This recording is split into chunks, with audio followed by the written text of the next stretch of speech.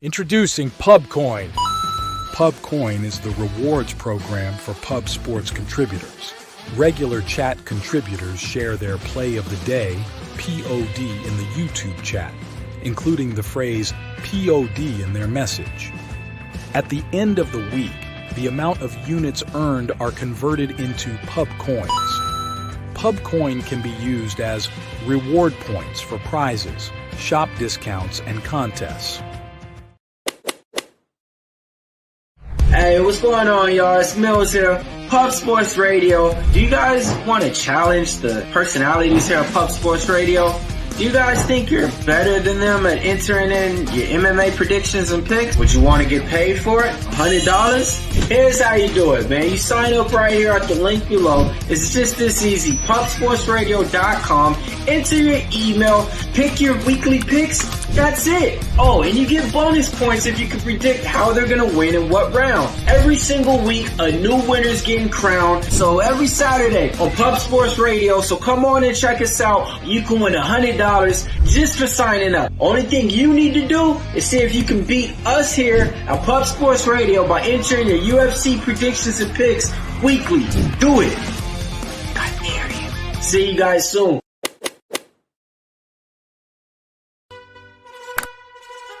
Your membership to gold, you will be automatically entered in every horse race, every Wednesday and Friday. It is time to race horses.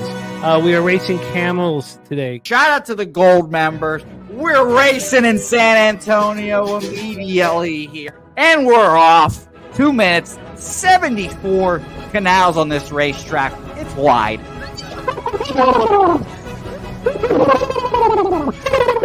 We're racing in San Antonio. Matt Wally moving forwardly. Jeff Slaughter in the mix as well. And as is Randall Sheffield, who's put that beautiful nose out front. But it's actually real grass here, Jimmy. Maybe Kentucky bluegrass. Oldie, no! There he goes. Oldie in the lead now. K. Wolf falls back. The horses love it.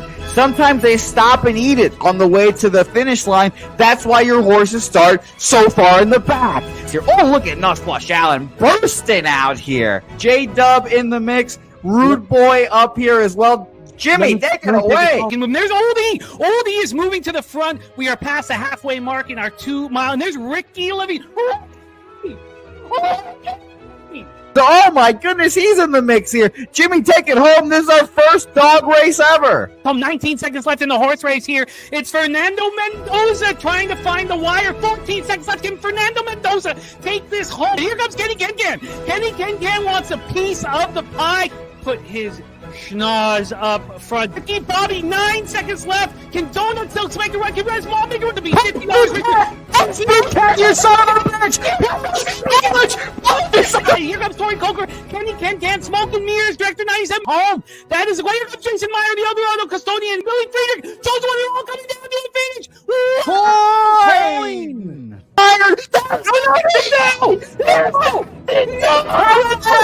Nowhere! Oh no! Fanatical Jim!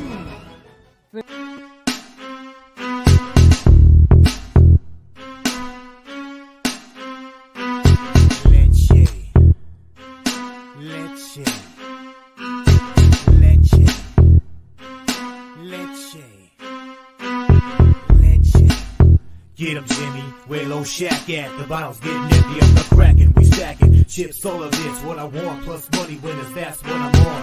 You can say I'm gone, I prefer elevated Pub Sports Radio. Time to get educated, who can produce, fade the juice, letting loose with so much abuse that the bookies wanna call the truth. They're getting slaughtered, can't forget Jeff and Low Baggers in the chat. That's a little weapon, cause we lead. Oh yeah, pubbing. We be pubbing!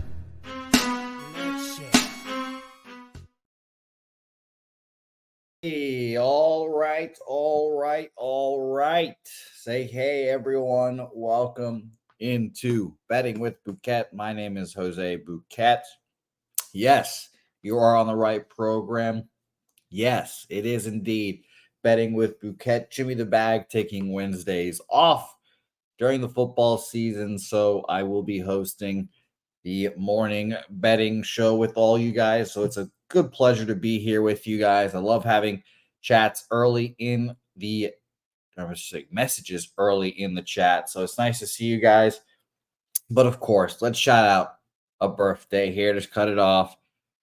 Kong's Clips. Shout out to you, Kong's Clips. He's up a shitload of units to begin his season. And today is his birthday. So shout out to you, Kong's Clips. Happy birthday. And of course, we have to play this little jingle for you at least once.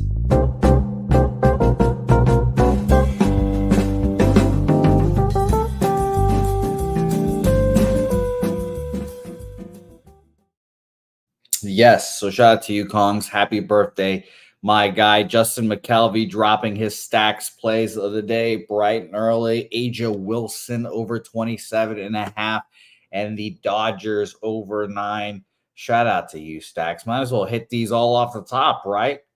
If you're not here at the top, you can't see some stacks. Stacks, stacks, stacks, stacks, stacks, stacks, stacks, stacks. Stacks, stacks, stacks, stacks, stacks, stacks, stacks. Yep. So shout out to you, Justin, Kongs. Ron Crawford in here as well, dropping his spreadsheet dog play today. The Brewers plus 126. Run it one time for Ronnie.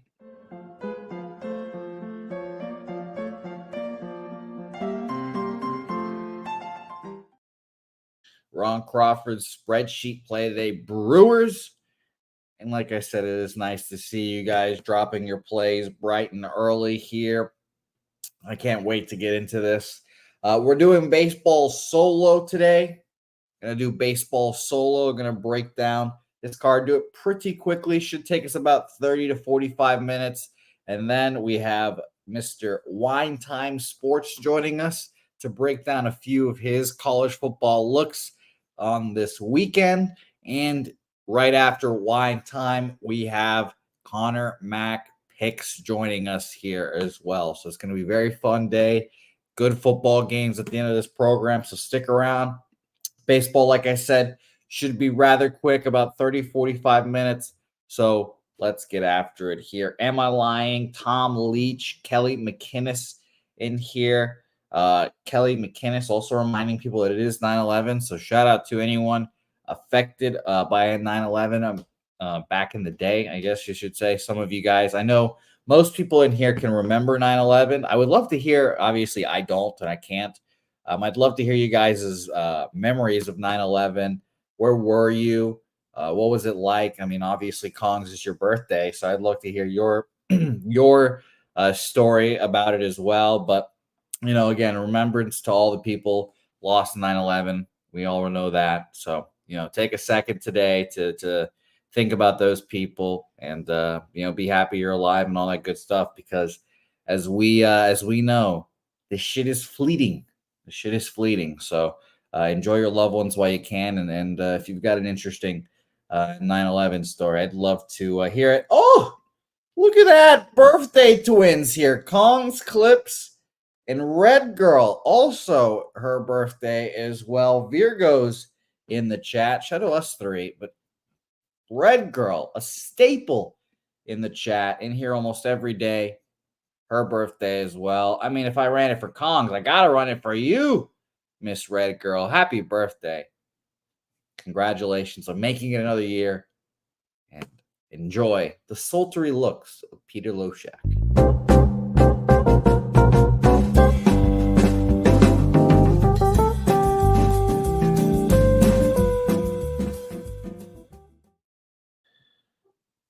All right. Beautiful. Thank you, as always, everyone, again, for being in here.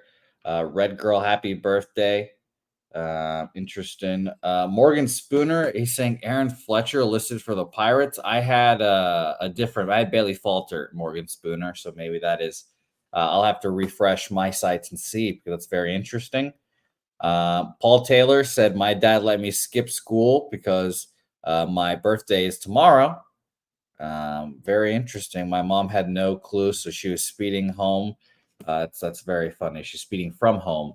Paul Taylor, it's a good story here, and happy pre-birthday. Can't wait to celebrate you tomorrow, my guy, here as well. Look at that. MLB best bet from our guy, BJ. Red Sox. Agreed, BJ. I think I'm going to be on them as well. We'll talk about all that soon. Kelly, very interesting. I was recovering. I was in a recovery center cleaning up from cocaine. Remember it vividly. I don't do cocaine. I smoke a ton of herb, though. Kelly, it's a long process you've come through here. It's obviously shitload of years later, and look at you now. Beautiful time, Kelly. Glad to hear that you've kicked that and you're in a good spot now. So nice to see that as well. All right, let's get into this games, guys. We have a full baseball card. Like I said, I think we're going to be done in about 30, 45 minutes. We'll break it down here. Sorry, I don't have my record up on the screen here. I don't even have my record calculated from yesterday. I got fucking killed yesterday. 1 in like 4, I forget already, but I went a one for everything day. Super frustrating. I bet the Nationals, they got killed. The Red Sox lose, et cetera, et cetera. It was a frustrating day. But I don't have my record up just because I was busy trying to prepare. Obviously, for this show, making the cuts from Bankroll Blitz, which are all available right now. If you missed Bankroll Blitz last night, go watch the cuts right now. Each game cut up individually, all 16 games. So that takes a little bit as well. And go watch those. We'd appreciate that. But let's talk about the aforementioned Bailey Falter here. So I want to refresh my sites here real quick to see if we do indeed still have Bailey Falter. I still have Bailey Falter listed in the books, Morgan. So that's a good sign at the very least. So let's talk about Jonathan Bermudez first here, because he's obviously a little more unknown here. 23rd round pick from Southeastern University here, drafted by the Astros here. He's had 2 appearances in the majors this year so far. No starts. This will be his first start, and I believe his first career start as well here. This will be his first career start. Interesting. I consider him an opener, most likely. He's gone 1 inning and 3 2/3 of an inning.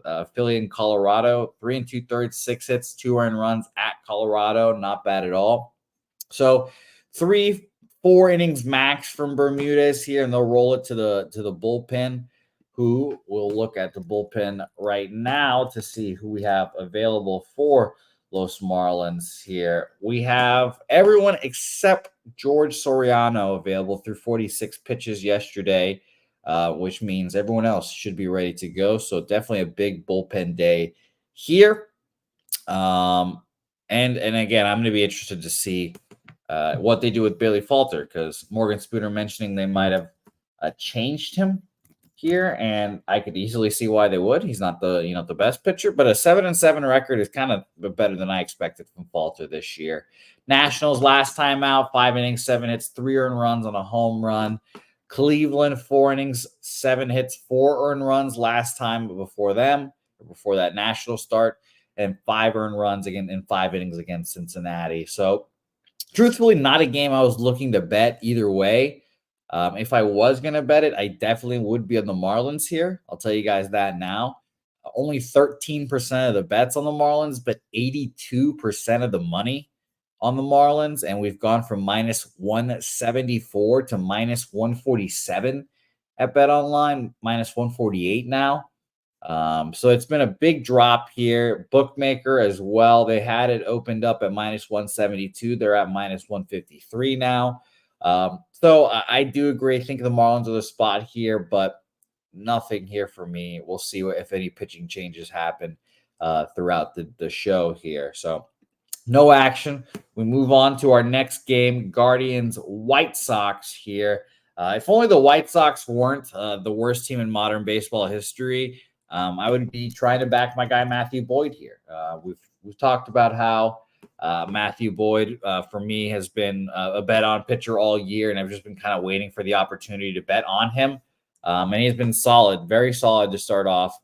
He's had 5 appearances or 5 starts. This will be his 6th. All of them but one have been one earned run. 3 consecutive 6-inning one earned run appearances for Matthew Boyd, Dodgers, Pittsburgh, Rangers, and now it's at the Dodgers as well to make it a little more impressive. So like I said, I think he's a solid pitcher. I think he's a back pitcher. He's in a good spot for him. Development wise, just because we all know the White Sox are very good at the Guardians are very good at developing pitchers. I just don't know if he should be minus 225. I probably disagree that he shouldn't be. I don't want to bet the White Sox here. We've gone from minus 208 to 225. So the market, I guess, reacting to 90% of the bets and 93% of the money on the White Sox, the Guardians. I don't know why I want to keep saying the White Sox today. I do think the Guardians roll, but it's not going to be on my card. I don't like taking run lines, et cetera, et cetera. Robert Franklin, by the way. Wow, a lot of early September birthdays here. Love this. He said, yo, Jose, can I get a belated birthday pick? Mine was yesterday. Couldn't get on with y'all. The fam held me hostage. Well, Robert, it's nice to see you. Happy birthday. Look at this. So my birthday on the 4th. We have Red Girl, Kong's Clips right now, Robert Franklin yesterday, Razor Sharp on the 5th. I mean, Jesus, early September. That is when cappers are born. I'll tell you that. So happy birthday to you, Robert Franklin. Very interesting. And by the way, again, the pitcher situation in that first game seems to be fucked because Morgan Spooner getting McMillan and Fletcher. That is just weird. So, well, I don't know. I don't know what to make of that, but I'm glad I don't have a bet on it so far, so I don't have to worry about it too much. No bet in this game. I'll mention the totals market. 81% of the bets and 78% of the money on the over. We've gone from an 8 minus 115 to the under, now to a juiced under 8. Excuse me, I should say I was a juiced 8.5 minus 115, and now we've gone to an 8 minus 123 to the under. So I could see an under bet here. Boyd dominates. The Guardians score 5-6 runs, and that's how that goes. But no action here for me. Great game, great series. Next, New York Mets, Toronto Blue Jays. We took the Blue Jays last night. That was our lone victor, which was nice. And oddly enough, we're back at the same line. Back at the same line here. Pretty cheap, minus 120 against the Blue Jays here with Bowden Francis on the bump. Bowden, who, you could call him a top, at least in the second half, he's been a top 5-10 pitcher in baseball. He's been solid. And I was shocked again to see how cheap this price was on the Mets. And I sat here thinking, I was like, man, I got to take the Blue Jays again here? Is this kind of trappy again? Wanted to talk it out with everyone. But let's talk about the market first, and we'll jump into pitchers. 66% of the bets, 83% of the money on the Metropolitans here. A minus 123 opener at BetOnline. It has moved a little bit, but it's come back to where it was. It got down to minus 116, pumps back up to minus 125, and it sits around where it opens at minus 123. That's BetOnline. I'll look also at our friends at Bookmaker as well to see what they've done with this line. Minus 119 opener, climbing up to minus 123. And our friends at Heritage, minus 117, climbing up to minus 121. So it's a little different from yesterday. The line, I don't remember if the line was moving or moving away from them, but it was a little different. I'm very interested to see what you guys have to say in the chat. Rem, people complain about pace, Rem, and now you want the show to slow down.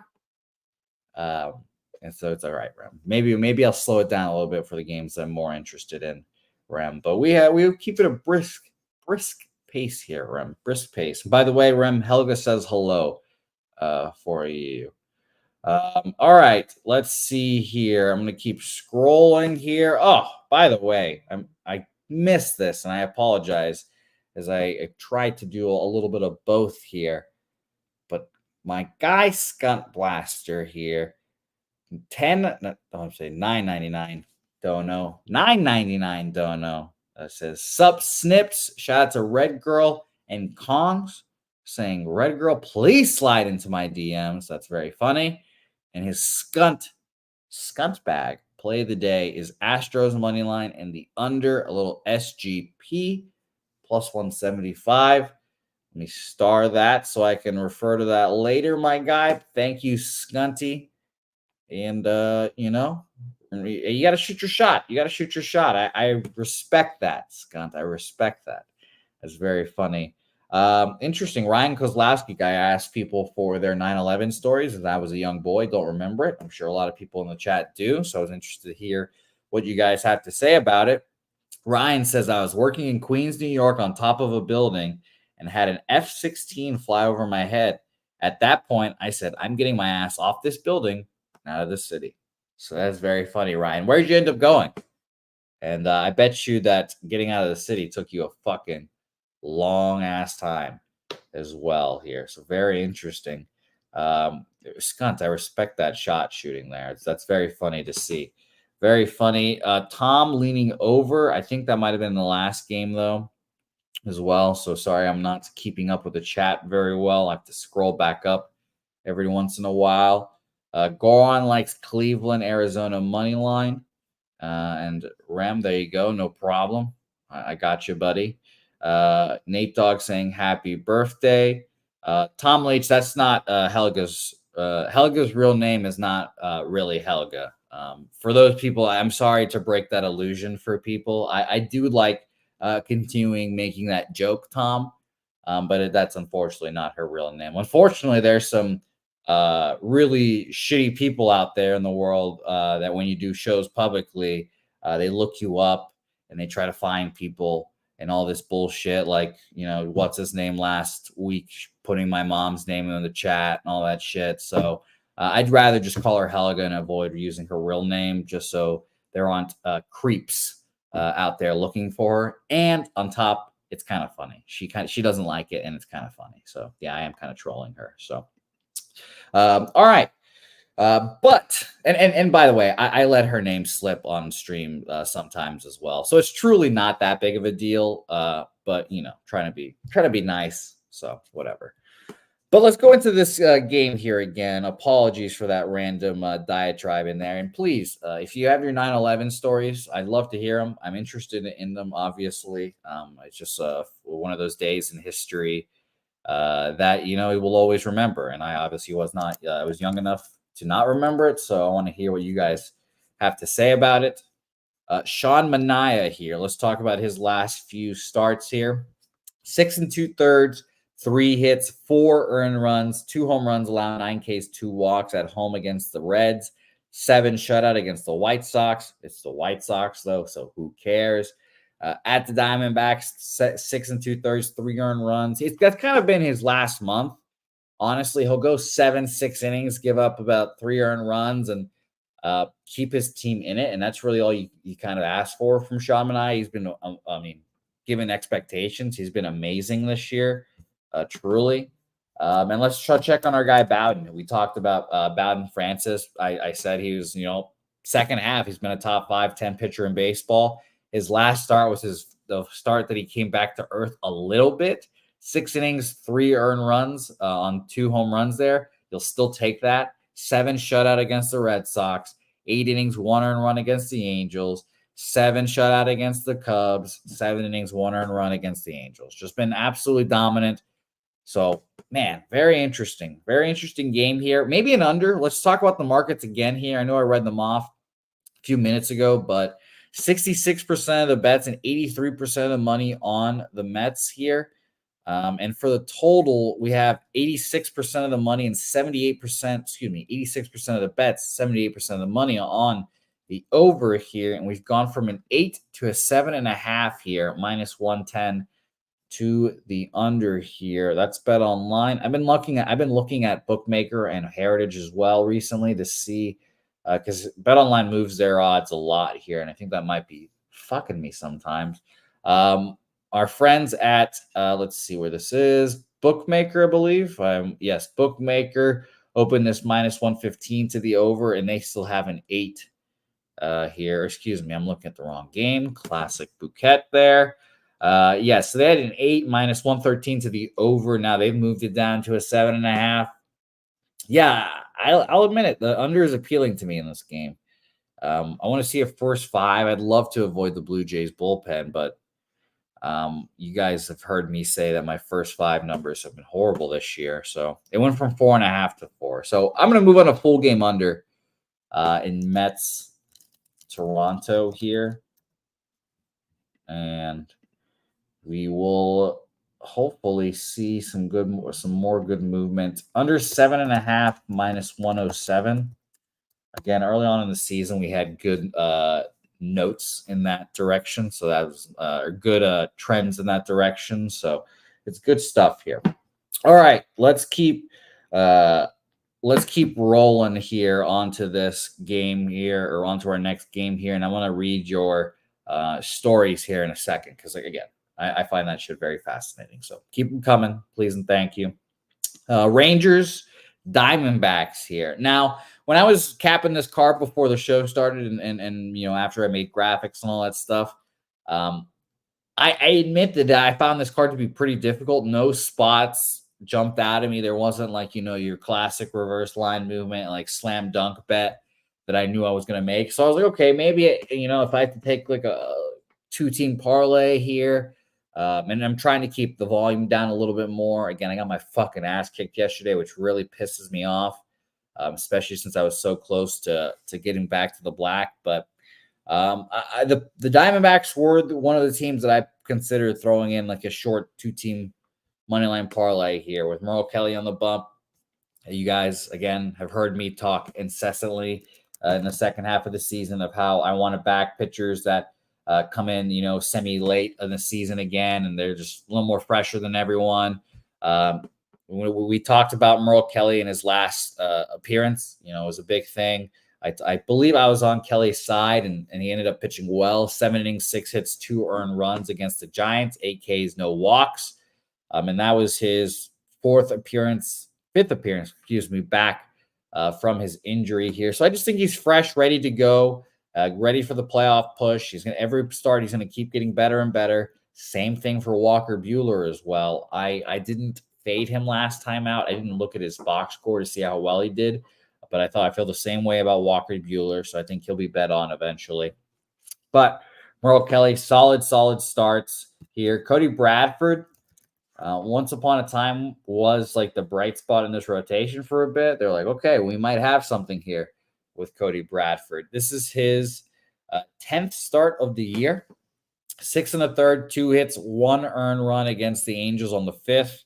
7 innings, 4 hits, 2 earned runs against Oakland, and 6 innings, 3 hits, 2 runs, 1 of them earned against Cleveland Guardians here. So he's been solid in his last 3. Again, I could see this game being another under game, honestly. But let's talk about the market. I don't love this. 82% of the bets, 69% of the money on the Diamondbacks here. We went from a minus 130 here, opener at BetOnline, to now minus 153. Big jump there at BetOnline. Bookmaker and Heritage, I like to look at these real quick. Minus 130 to minus 157.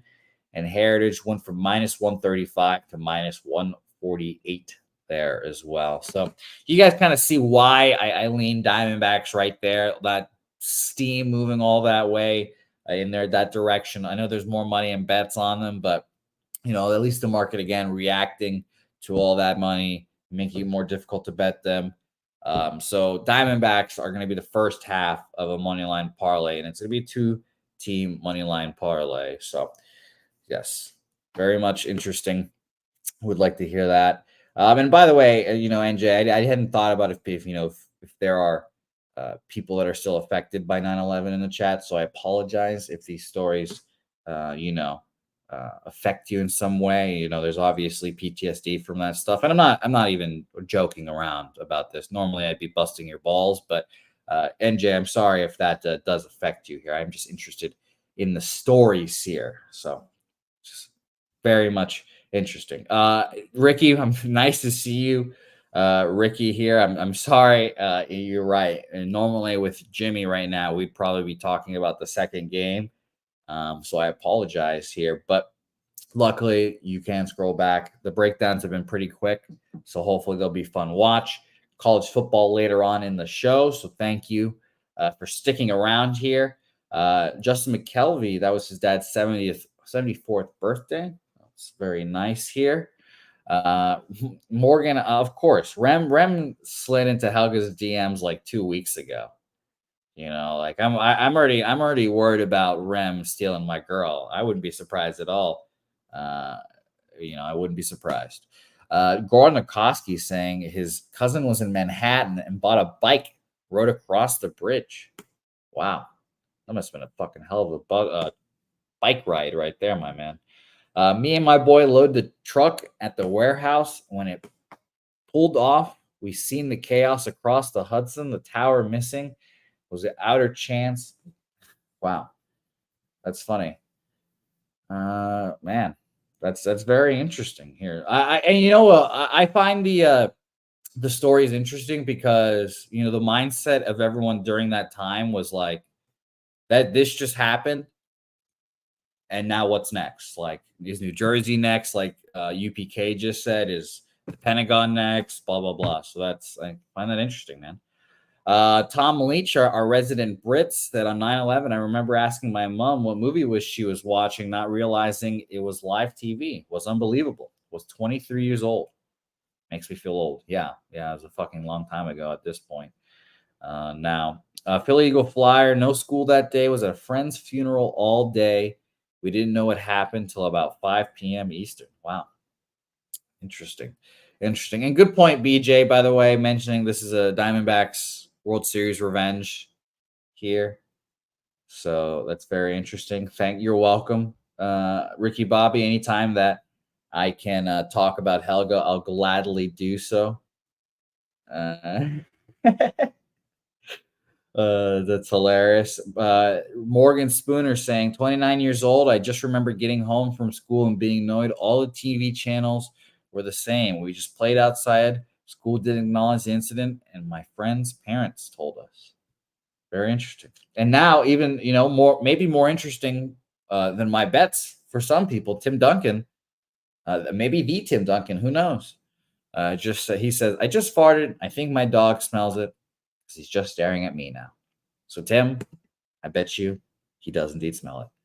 All right, let's go to our next game here. Colorado, Detroit, Tanner Gordon, Casey Mize on the bump here. Not a game I'm interested in betting. I've been kind of off the Rockies train. The Tigers have been hot in the second half, but feels like it's one of those things where if you're not riding it, then it kind of sucks to try to jump on. So I stayed off minus 178 opener up to minus 188 now. 90% of the bets, and it says 100, but we'll refresh and just say 99% of the bets.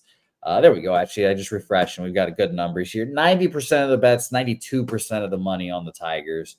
Line moved all that way, but I'm not going to move on it. So an easy pass game for me to keep this one rolling here. If you have any thoughts, actions on this game, obviously, just let me know or put it in the chat. Love to hear that as well.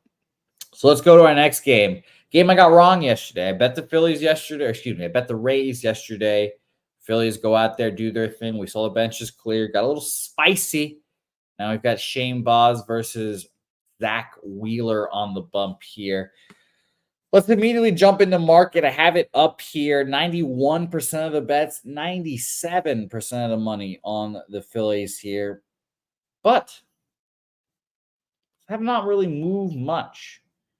It's interesting. Actually, again, I'm going to give my odds site a refresh here because according to my odds site, and BetOnline having the best price to bet the Phillies right now, it opened up at minus 195 and about, 3 minutes ago, it seems, 4 minutes ago, this line jumped from minus 195 to minus 225.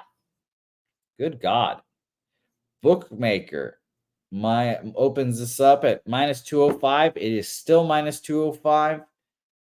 And Heritage has a minus 191 up to minus 219 now. I mean, honestly, maybe it's a stupid bet. You guys can make fun of taking these dogs, but I'd much, much, much rather be on the Rays here, truthfully. I like Shane Baz enough to trust him here. Obviously, the big issue with this game is, are the Rays going to score off Zach Wheeler? Zach Wheeler is very, very good. And it's scary. So I probably am just going to stay off this game. A total of 7 is kind of nuts. We'll talk about that market in a second. NJ, good luck, my man. I'll see you tomorrow. I wish you luck with your bets here today, and I cannot wait to see you tomorrow, my man. This is Rob McMahon saying that his son's birthday is today as well. So happy birthday to your son, my man. Yeah. And NJ, by the way, I hope that, obviously don't mean to stir up any emotions with all the 9/11 stories, but I hope you're doing well today. I know I'm sure it affects everyone differently. And NJ, I hope you're doing well, my man. I didn't like this game, though. It's just too juiced for me, as you guys can expect. We've gone to the total here. 82% of the bets and 75% of the money on the over, kind of like in all of these games. We've gone 10 cents of movement to the over. And this is kind of one of those rare games where I do lean over, admittedly. We have 7.5 at some books now as well. I don't love taking overs, again, as you guys all know, but I didn't move on this game, and I'm not going to here.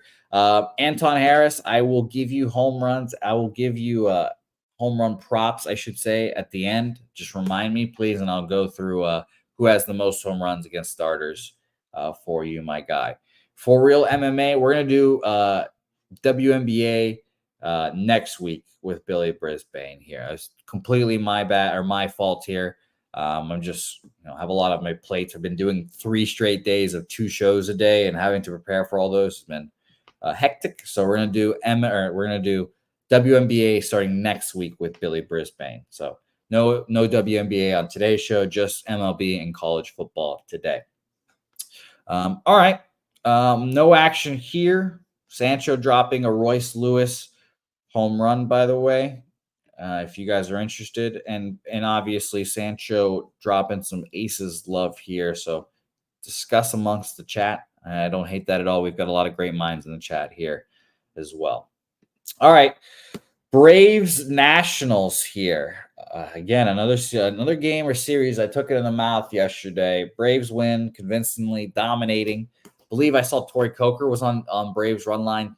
Great bet yesterday, Tori. I don't hate it again here, honestly. We've got a great pitcher in Max Fried. Washington Nationals. Let's talk about them against lefties real quick. Since our split of the 15th to today, Washington 14th, 93 weighted runs created plus, so below average. And Jake Irvin, a guy that I've backed throughout the year. And, I backed him, I think, in his last appearance like a fucking idiot, because I said a month ago that this guy was already gassed. And I think he's just struggling because he's tired. He's never pitched these amount of innings before, but he's got to do it to know what it feels like, et cetera, et cetera. So I'm glad he's still pitching, but I just can't back him here at the end of this year. I just think he's exhausted, honestly. So quickly, let's talk about Jake Irvin's game logs. Maybe it's tough opponents instead of him being tired, but at Pittsburgh, 5 innings, 6 earned runs. Chicago at home, 4 2/3, 7 earned runs. At Atlanta, he pitched okay, 5 1/3, 5 hits, 2 earned runs. At Philadelphia, 6 innings, 8 hits, 4 earned runs. I just don't think he can be backed. I really don't. So I think honestly, this is as close as I've been to taking a run line here. I think it's pretty shockingly cheap. The main reason I'm not taking a Braves run line is how bad the offense is for the Braves. They're the best under team in baseball. We all know that. They've just not hit all year. In my split against righties, they're 26, 88 weighted runs created plus. And I'm not going to just rely on the Braves' lack of hitting here to make Jake Irvin look better. So no action here for me. Philly Eagle Flyer likes the shortstop, I believe. Is that the Philadelphia shortstop for a home run? Philly Eagle Flyer, let us all know here as well. BJ likes Braves money line. That makes sense. I considered are they the other half? Actually, they are. I almost forgot about this. I was going through all this kind of quickly, and I almost skipped this. Yeah, I think the Braves are the other half of my money line parlay. Sorry, I'm having a brain fart over here. The other half of our money line parlay here. So Arizona, Atlanta plus 163. Philly Eagle Flyer. That was close. That was close. I almost said it, Philly Eagle Flyer. I almost said it. I was like, I think we just talked about the Phillies, so I'm obviously not going to say that man's name. But good try, Philly Eagle Flyer. I think the Braves roll here. I really do. But like I said, I don't want to take -1.5 because I'm scared of their offense, especially after scoring like 14 runs, 13 runs, 12 runs yesterday. This is definitely another one of those prove it to me again that you can score spots. And if it was most anyone else besides Jake Irvin, I probably honestly am on the Nationals again. But I just think Jake Irvin's gassed here. So Braves, the other half of my 2-leg parlay, plus 163 for Arizona, Atlanta official play. So 2 plays officially official for me there. We keep it rolling here. Nice to see you. Nice to see you, Dabby Cab, in the chat. Appreciate you, my guy, for jumping in here. Royals, Yankees, great series. A little playoff preview I've enjoyed watching. I think the Royals are kind of getting disrespected with these lines. I'm not going to lie. Luis Heel back on the bump here. And he's, after his little IL stint, he's come back and he's pitched well. It's been, how long has it been? He last pitched on August 20th. He came back on the 6th, pitched 6 shutout innings, 1 hit. And it seems like that break definitely helped him get, I guess, I don't want to call it refocused, but just physically back in order, because this is obviously the most amount of innings pitched he's ever pitched in the majors, and they need him in the playoffs. So I'm going to be interested to watch this game. Raggins as well, a huge start for him. I was thinking about the Royals playoff rotation, and I wouldn't be surprised at all if Seth Lugo got the first game like he did here. Like I'm considering, or I'm looking at the Royals as if they're going into the playoffs against the Yankees right now. And a Seth Lugo game 1 starter wasn't bad. He didn't pitch poorly at all. Cole Raggins in game 2, scary shit. That's scary shit from the Royals. Those are 2 really good pitchers. Royals against, and this is lefties, so we need righties here real quick. By the way, Royals against lefties, 4th best in the league this last month. But against righties here, they are, we scroll. They're 23rd, 91 weighted runs created plus. So not very impressive. The New York Yankees against lefties are 10th, an even 100 weighted runs created plus. So, man, I definitely don't hate an under in this game as we talk more about it. Let's go straight into the market with the total. 81% of the bets and money on the over. 8.5 goes down to 8. Oh, I might be on the under, ladies and germs here. We've gone from 8.5 juice to the under -118 to now just 8 each way. That's Bet Online. Bookmaker, same thing. 8.5 -110 goes down to 8. Okay. Playoff atmosphere. I'll believe it again.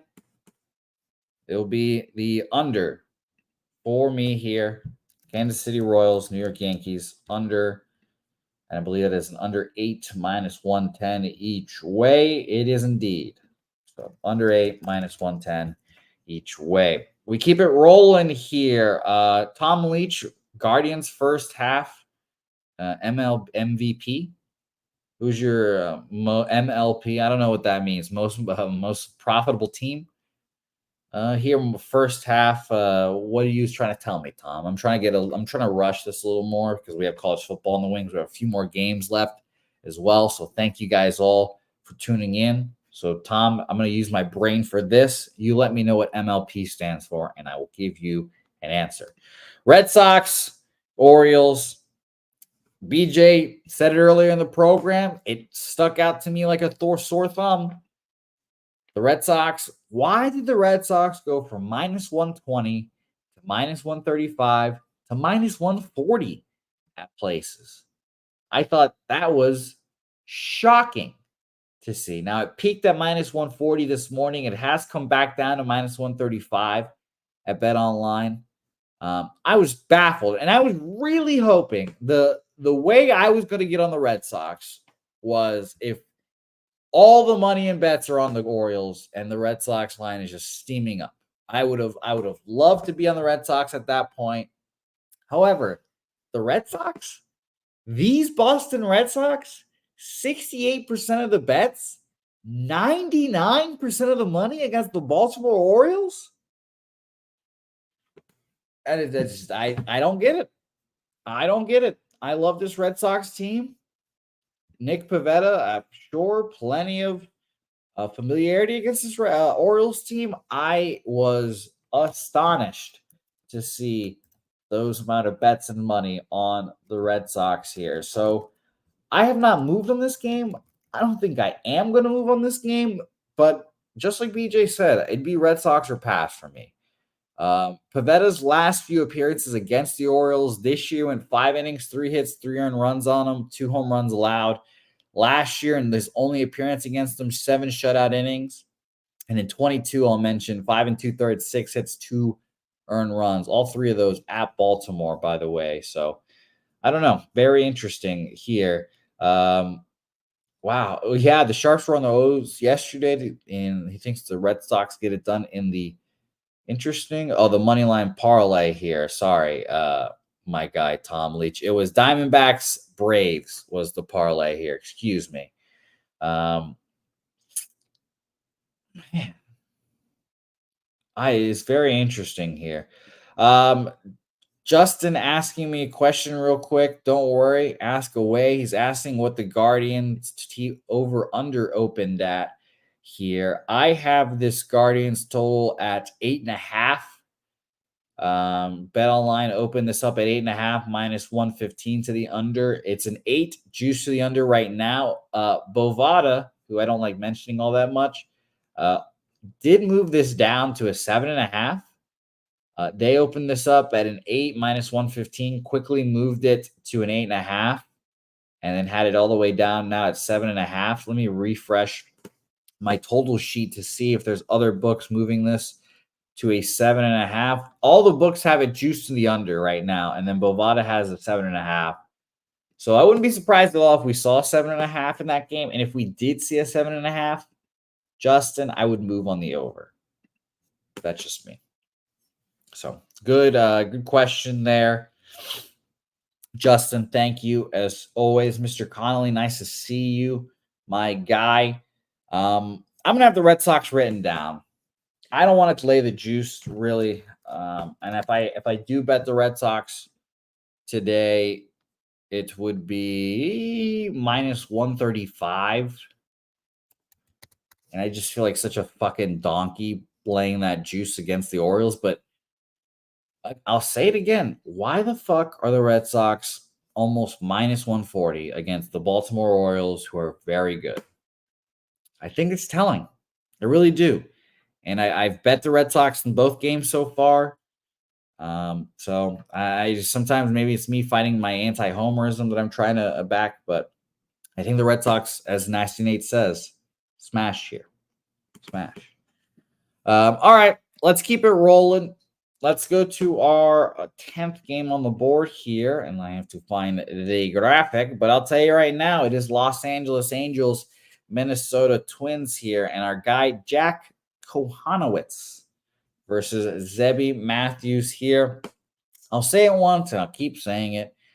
The Twins at minus 200, I think, is pretty crazy. It was opened up minus 190. It's minus 196 at Bet Online. It's minus 200 at a lot of other books. I just don't think the Twins are that good. I really don't. And in the sure, they're going to win some, probably more games than not as a minus 200. But I would never Take the run line, obviously take a money line with the Twins spot here. And Zebby Matthews, again, I love young pitchers with pedigree, but Zebby Matthews minus 200. I don't know. I just think that's not a good line to try to back here. I did not want to move on this game, and I have not. Kohanowitz pitching pretty well. 6 innings, 3 earned runs against Texas, 6 shutout against Detroit, 6 innings, 3 earned runs against Toronto. So not too bad, but I'm off this game, and we can keep this train rolling here. A few more games left, and we're going to get into college football here. Reds, Cardinals. Lance Lynn back in our life here. Lance Lynn, I was about to say, I feel like I haven't seen Lance Lynn in forever, and he's coming back from a knee injury here. 15-day IL. Had 1 rehab. It got crushed in said rehab. 3 2/3, 7 hits, 5 earned runs. But as you guys know at this point, I don't care about your earned runs, your hits, and your rehab starts. I care about strikeouts and walks. 8 strikeouts, 2 walks, hit a wild pitch. But I think Lance Lynn is going to be fine here. I really do. I think Lance Lynn's going to be fine. I think he pitches well against the Reds. Brandon Williamson, I remember from last year, just being the create a lefty that the Reds have here. So it's going to be interesting. Let's check him out here. He's made 2 appearances in the majors so far, 4 2/3, 1 hit, 1 earned run against the Mets, the red hot Mets, and against Milwaukee, his start, 3 1/3, 3 hits, 2 runs, only 1 of them earned. So back-to-back great starts. He's been in the minors no, he hasn't actually. Very interesting. I guess he's been hurt. And I have not heard anything about him, obviously, because he's a Cincinnati Red. He's made 5 appearances in the minors. They're all starts, about 2 innings, 4 innings at most. And he's pitched really well in the minors. Only gave up 1 earned run there. So watch out for Brandon Williamson. He can pitch sneaky well here. Cardinals against lefties in our split. They are 16th, 89 weighted runs created plus. Man, another sneaky under in this game, I think. 63% of the bets, 68% of the money on the over. So less percentage of bets on the over than usual. And we went from an 8.5 minus 125 to now minus 120. There is an 8 on the board at Bookmaker as well. They opened it up at 8 and they're just kept it at 8. So that's very fascinating that Bookmaker and Bovada both the same. Well, Bovada opened up at an 8.5, but Bookmaker in particular opening up at 8, staying at 8 is interesting. Cincinnati and the St. Louis under here appeals to me. I'll come back to it at the end of the program here. All right, next game, Oakland, Houston. You know what? If it was any other team, I'm probably on Oakland and Joey Estes again. But the Houston Astros, I was wrong about them. I was very bad. I was very off or, down on them, I should say, in the beginning of the season. They've kind of fixed all that. Bullpen has figured itself out. Starting rotation has gotten better. Hunter Brown, one of the key pieces of that rotation, he's figured himself out. I'm going to quickly go over the market here and roll on, but there's no action for me in this game. And it's just way too juiced. So 91% of the bets, 94% of the money on the Astros. We went from minus 178 from the Astros to now minus 227, minus 230. So if someone let Troy Torrance know about this, I'm sure we'll find a cow grazing in the grass shortly after, because this definitely seems like a cash cow spot. Total's a little low for it. So Matt might be the difference there. Speaking of the total, we have 81% of the bets and money on the over, and not real movement on the total. Minus 115 to the over, minus 110 now as well. So yeah, I think this is a run line Astros spot. If I had to make a run line bet, or if I had to make a bet on this game, it'd be Astros. Had to make one run line bet on the card, it'd be Astros. I like Joey Estes a lot. I think he's a solid pitcher. But I will, fingers crossed here for our future sake.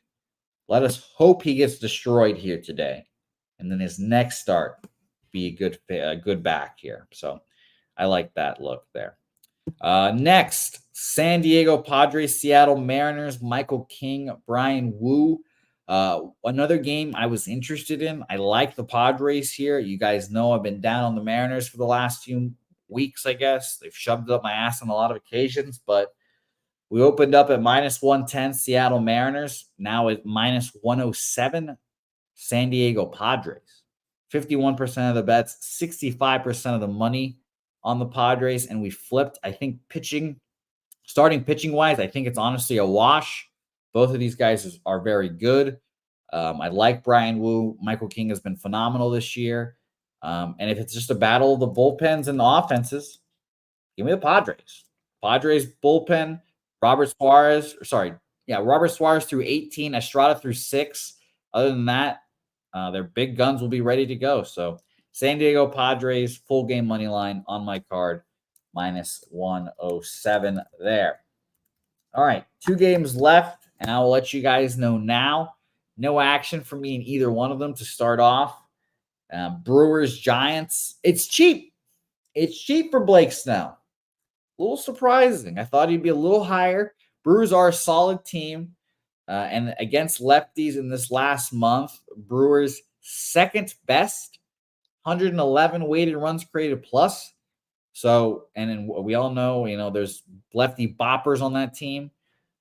We've got a market here saying 71% of the bets, but only 53% of the money on the Giants. So, I don't know, 145 opener to minus 134 for the Giants. I think the Brewers are definitely alive in this spot. Have not moved on it, but Milwaukee interests me very much. Totals market, 71% of the bets, 74% of the money on the over. Can see why. If you think Blake Snell gets touched up today, I would probably lean over here. And I do think Blake Snell is in a bad spot. It's a cheap price for him, and I'm hoping that people see that cheap price for Blake Snell, and they put their 71% of the bets all over Blake Snell, and then sharps continue moving on the Brewers here. So I like the Brewers. Might move on them. And that leads us to our last game, Los Dodgers versus the Cubs. No, not Flush. Please tell me where Snell was and what he was working on yesterday. Nut Flush. Please let us know here. I'm very interested. And nice to see you, Nut Flush, as well. And by the way, again, if you guys have any interesting stories about where you were, what happened on 9/11, all that stuff, I'd love to hear them. And if, that stuff, triggers your PTSD and stuff, I apologize. If today is not the show for you, that's okay. Go hang out, enjoy the sun. I'm just a curious boy, and I think these stories are great to show how far we've come in the last, 21 years, 23 years, wherever it's been now. So interesting. And Nutflush Allen, he was at Pebble Beach with Brandon Webb working on his golf game. Okay, Nutflush. Fading Blake Snell tonight. That's going to be hilarious here as well. BJ saying, had the Cubs yesterday against the Dodgers. Looked horribly. There's say, had the Cubs yesterday, Dodgers looked horribly defensively.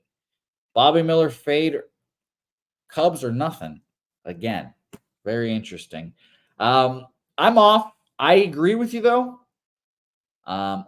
Every game in this series, I've leaned Cubs, and maybe it's, again, my Troy Torrance shower curtains looking at me, telling me that I need to bet the Cubs here. But no action here for me. I'll give you guys the market. I want to get into college football. This is our last game. I'm excited to talk about college football. Wine Time Sports going to join us here, give us a few games. Then we've got Connor Mack right after as well, so I cannot wait for all of this. 84% of the bets and 84% of the money on the Dodgers. We've gone down 7 cents. Minus 170 to minus 163 at Bet Online. Now down to minus 154. Ugh. All right. So Brewers and Dodgers, both very interesting for me. I don't know. I mean, I don't understand why that line's moving down with all the money on the Dodgers. And you guys know at this point, those are very much green flags for me. So I am very interested in all of that. Let us recap real quick. I am on officially. I've got a little 2-leg parlay, Braves, Diamondbacks, Boston Red Sox full game money line -135. Shout out to you, BJ. And shout out to Nasty Nate, Red Sox smash. Mets, Blue Jays under 7.5 -107. Yankees, Royals under 8 -110. I'm going to move on the Cardinals and the Reds under. I saw a little Reds love in the chat as well, by the way. So I definitely considered and considering moving on the Reds here as well. Under 8.5 -120. By the way, I don't love juice totals. I typically don't do well on them, but whatever. San Diego Padres full game money line at -106. I wrote that down wrong. And I will go ahead and add both of the dogs here, the last late games here. Fade Blake Snell, who was just working on his golf game yesterday, not ready for this shit. +121 for the Brewers, and I wrote Dodgers. I should have wrote Cubs full game money line +143 for me there. All right. And I will have updated records and everything at the end of the program, or well, I should say at the end of everything. Just follow me on Twitter at Jose Bouquett. You get all the plays. I update my record and all that stuff. Unfortunately, just a little busy today. So thank you guys as always. All right. I am excited to talk college football here. This is going to be a great breakdown here, because I'm excited to bring on our next guest. He's been killing the college football game. The one, the only, Wine Time Sports joins the program. Wine Time, it's nice to see you, my guy. Hello. I'm excited to talk college football. How are you? Always a pleasure to be here with you, my guy. I'm good, man. We got entering week 3 now in college football, so I'm stoked to break down these games. And most importantly, let's get this fucking cash, my man. Yes. But yeah, let us do that very much so. Let's get that cash here. You've got 3 games on the card. I'm very excited for the last one in particular, because we're going to go 3-headed monster there. You and Connor Mack both want to talk about that game, so I'm excited to hear about it at the very least. But first, with conference realignment, Wine Time, we lose some rivalries. But God damn it, we don't lose them all. Bring on the Apple Cup. Sir. One of my favorite rivalries. It's fun to watch every year. Shout out to Mike Leach. Washington versus Washington State here. Washington, 4.5-point favorite, 55.5 the total in this game. Now, obviously, Wine Time Sports here is the college football expert. So I'll leave the X's and O's and the Jimmies and the Joes to him here. But I'll give you guys the markets here. Bet percentages, where we started. 78% of the bets, 71% of the money on Washington here. So kind of not surprising, because, obviously Big Brother tends to win these rivalry games. But I'll tell you where this line opened up at once upon a time here. So Washington opened up at a 5.5-point favorite here. And we're now down. It even got down to 4.5, even got down to 3.5. But we've come back up here yesterday and today. We're at 4.5 -110. I'm very interested to hear your thoughts here, Wine Time. Quickly on the total, before we get that here, I have to arrange myself because I'm all baseballed out on my, I guess, odds pages, and I've got to quickly switch to all these lovely college football bets. And by the way, it is quite funny to see the differences in bet amounts for each of these games as well. Like my baseball games will have like 7,000 tickets, 6,000 tickets, and I'll see a spread on a college football game, 12,000 tickets. I'm like, Jesus. Yeah, that's crazy. 58%. Yeah, 58% of the bets and 72% of the money on the under in this game. interestingly enough. Wine time, what do you think about this game? Yeah, Jose. I was looking at this game a lot, man. Two former Pac-12 teams, a conference I know really well. Now Washington State's over in the Pac-2. I'm going to talk about them first. They bring in John Mateer. He's been the backup there the last couple of years. He's took a redshirt year his freshman year. This guy's been playing big-time football the first couple of games this season. We saw what he did against Portland State against home, torched the secondary, didn't use his legs too much, honestly. The way he was chucking that football was coming out so smooth, so quick. The release was nice. He didn't wait too long to throw the ball. Give it, take it. It was against Portland State, an FCS school, but, I still think he showed what he can do in the passing game. Then you look at last week and they go against Texas Tech, man. Uses his legs, man. I believe he had 20-plus carries for almost 200 rushing yards. This kid's an athlete, man. He's not the biggest kid. He's not the flashiest quarterback out there, but he's been learning behind Cam Ward these last couple of years. He was over at Miami. He's most likely going to be a first-round pick coming into this season. I talked last week about this Washington State team, how high I am on this coach, Jake Dicker. It's a guy that these kids are very much playing for. A lot of these kids that stayed for him. He's really trying to build this program around. People don't realize, too, Washington State and Oregon State, they got some NIL money. They got some money from suing the Pac-12 conference, honestly. So these guys do got some money. They definitely benefited from that. And, their schedule isn't going to be the dark horse Big Ten schedule, but both those teams can make some noise. But, get into this game, though, man, I think Washington State's very much going to want to run the ball. John Mateer is going to want to run the ball. They've got a couple of good dynamic running backs back there in the backfield. This is going to be their road game. It is going to be at Husky Stadium where there's going to be, I believe, 80,000 people in attendance for this one, 70 to 80,000. It's going to be an intense game, man. There's going to be fans from both sides at the game, at the tailgate. I'm really looking forward to these games. Like last week it was Iowa State. I like these in-state rivalries kind of early in the season, honestly. Washington State, talk about running the ball. They've been running the ball 70% of the time this season for about 6.1 yards a carry, which is top 10 in college football.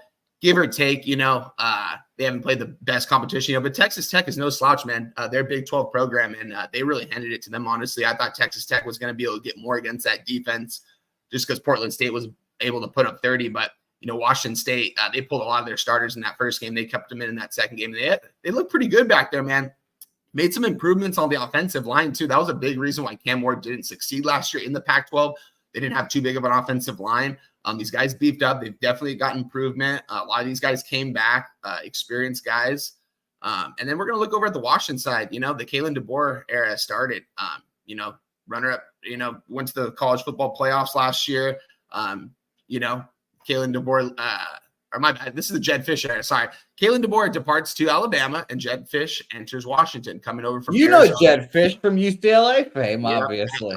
I wanted him to come over. It was one of the guys I actually considered taking the job at UCLA. Love what he did over there, Arizona. The guys he recruited, talk about some guys that flown on under the radar these last couple of years. Speaking about Noah Fafita, T-Mac, both these kids grew up about 20 minutes away from me here in Servite. Growing up when I was in high school, it was really Servite and Modern Day were kind of the high schools. Growing up, Servite's very much kind of been falling out of the rankings. They're not really in the power conference anymore.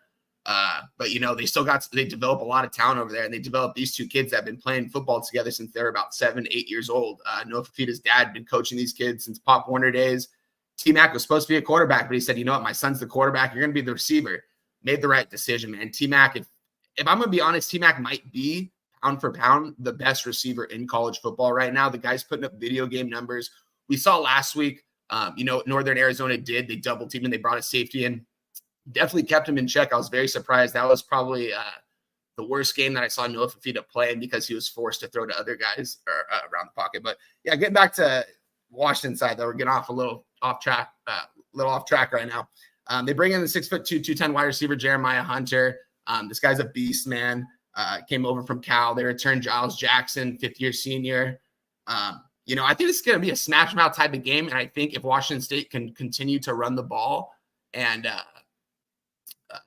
run it efficiently as they have been at a 70% rate, they're going to be able to stay in this game and stay within these 4 to 5 points that I see right now. I see it's at a 4.5. I gave it out on Twitter at a +4, so that's currently the number I'm on. Gave it out on Twitter. It's at a 4.5 right now. I'm definitely leaving the Washington State side here. I think these guys are going to come out and they're going to want to play. They're going to want to play really hard against a Power 4 school since they're not in the Power 4 conference anymore. So I'm going to take Washington State +4. Washington State +4. for Wine Time Sports. Got a lot of love as well. Washington State, a popular pick in the chat. I saw a lot of Washington State +4.5, +4. Also, Jose, my bad. I got a little off track about that, talking about Arizona just because of jetfish and stuff. But no, you're good. I liked it because I knew that UCLA obviously was trying to get him, so I knew that you'd know a little thing or two about jet. Yeah, I got a little off traffic right there, but yeah. So looking at the market too, Jose already touched about that. We look at Washington State, 22% of bets, 29% of money. Lines coming down. You mentioned open at a 5.5. Love that even more. People are pounding the Washington Huskies in this one, obviously, because coming off a big season, Jedfish era. But, I'm going to take the Washington State Cougars +4.5 in this one. All right. Washington State for Wine Time. I think I'll join you as well. So that'll be very fun. And yes, there's a lot of college rivalry games this weekend. So we love that. All right. Beautiful. Washington State for us. We'll keep it rolling here. A beautiful game coming up here. Alabama, Wisconsin. I love these SEC Big Ten matchups. Very exciting. I will say this. Shout out to my guy, Preston, Wisconsin guy. I wouldn't even call him a Wisconsin guy for being a fan just because he is from the area. So he knows this team. And he bet like 3 weeks ago, Alabama -9.5 at the opening lines. And now, 2 weeks later, 16.5 for Alabama here. And why? I don't think it's enough. I don't know. This Wisconsin team has not looked good. I kind of miss, Monty Ball, Jonathan Taylor. Just run the ball, get all those fat guys on the line. Now they're spreading the ball out. It's weird, Wine Time. This is not my Wisconsin. And I don't know. We'll see what Luke Fickell does here. I'm very excited to keep watching the maturation and growth of Wisconsin because I'd like to see them be a powerhouse. I also like Luke Fickell a bit here. But let's go to the market here again. 57% of the bets, 93% of the money on Alabama here. And like I said, I just think this line might not be enough, Wine Time. The sharp money on Alabama here. We've opened up at a 15.5 this week. Now we're getting a 16.5. I don't know why. I think Wisconsin might be in for a long day. Total real quick before I pass it off to you here. 55% of the bets and 70% of the money on the under. I will admit my baseball brain is not used to seeing totals bet to the under. It's weird now that I see these markets and I see 70% of the bets on unders, but that is just because baseball, everyone likes to bet overs apparently. So Alabama, like I mentioned, that total, and I want to talk about where this total has gone here. We went from a 51.5 now down to 50.5 here for this total. So Wine Time, I'm all ears. What do you got on this one? Yeah, you already talked about it with this line open up at the early number. Whoever got in on that, I think that was the correct number that opened up in this one. That being said, I think this number is getting a little bit out of hand here, especially, they're playing in Wisconsin here too, guys. They aren't playing in Alabama, Talked about Kalen DeBoer, he's entering, this is the Kalen DeBoer era now, coming over from Washington. Kind of talking about all the teams coming over from the Pac-12 today, so I'm getting a little confused with them. But, Kalen DeBoer, returned one of the more talented quarterbacks in college football in Jalen Milroe. We already know about Alabama, guys. They have all the tools to be great. They've got all the NIL money. They've got all the athletes, the 4 or 5-star guys. Nick Saban goes out this last season, return a lot of the same guys, and a lot of the guys he brings over from Washington. Very talented. I just think it's up to a 16.5 right now playing in Wisconsin. You look at Wisconsin, who they brought in at the quarterback position, bringing in Tyler Van Dyke from Miami. It's crazy. I remember 2 years ago, they were saying this guy was going to be first-round draft choice sophomore or junior year. He can make every tool that you ask. He can make every throw you can ask him to make on the field. He can make the deep ball throw. He can take off and run when you ask him to too. He's a big dude. This guy's definitely got an NFL stature. They've got a lot of the same wide receivers they have from last year. This is, year 2 of Luke Fickell, man, trying to turn this program back into a Big Ten powerhouse program. Their over-under wins in this season was 6.5 juice to the over. And originally, Jose, I'm not going to lie, when I looked at this game before the season started, I counted this as an upset win for Wisconsin. Because I am very much, I gave out Alabama under 9.5 wins this season. I have this circled on my book, honestly. Tyler Van Dyke, as I already mentioned, can make every throw. Only thing about Tyler Van Dyke, his decision-making. When he gets into situations where he has to throw the ball immediately, he makes mistakes. He kind of gets in his head a little bit. He's a fifth-year guy, though. This guy needs to clean that up if he wants to get to the next level and play at the next level. Why not do it against one of the top 5 teams in the country in Alabama?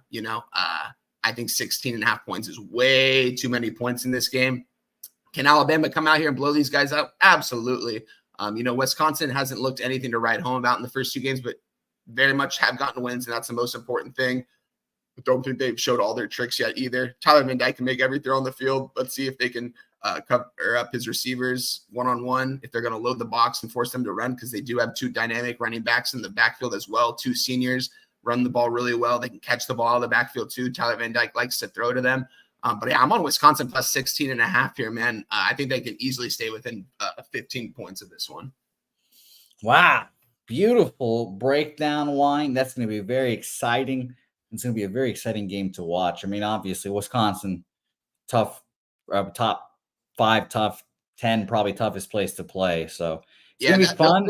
Those fans are definitely going to come out, and it's a tough place to play. Bama, they're used to the big stadiums and stuff, but this is Kalen DeBoer's actual first test on the road in a hostile environment with a big-time program. All the pressure is on him, very much so.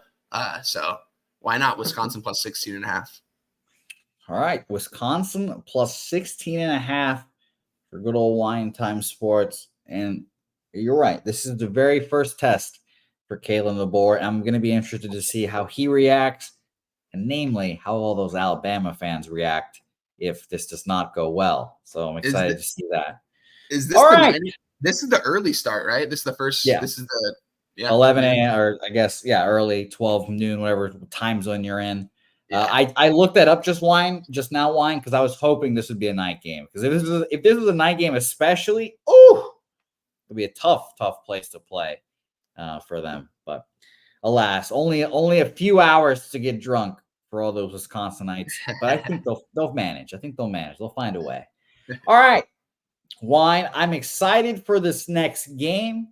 You were so excited about it, you wanted to talk about it early. Yeah. So this is a great game. We have it coming up. This is a Friday game. Which game is this? This Friday is night? The Friday night game. Yep.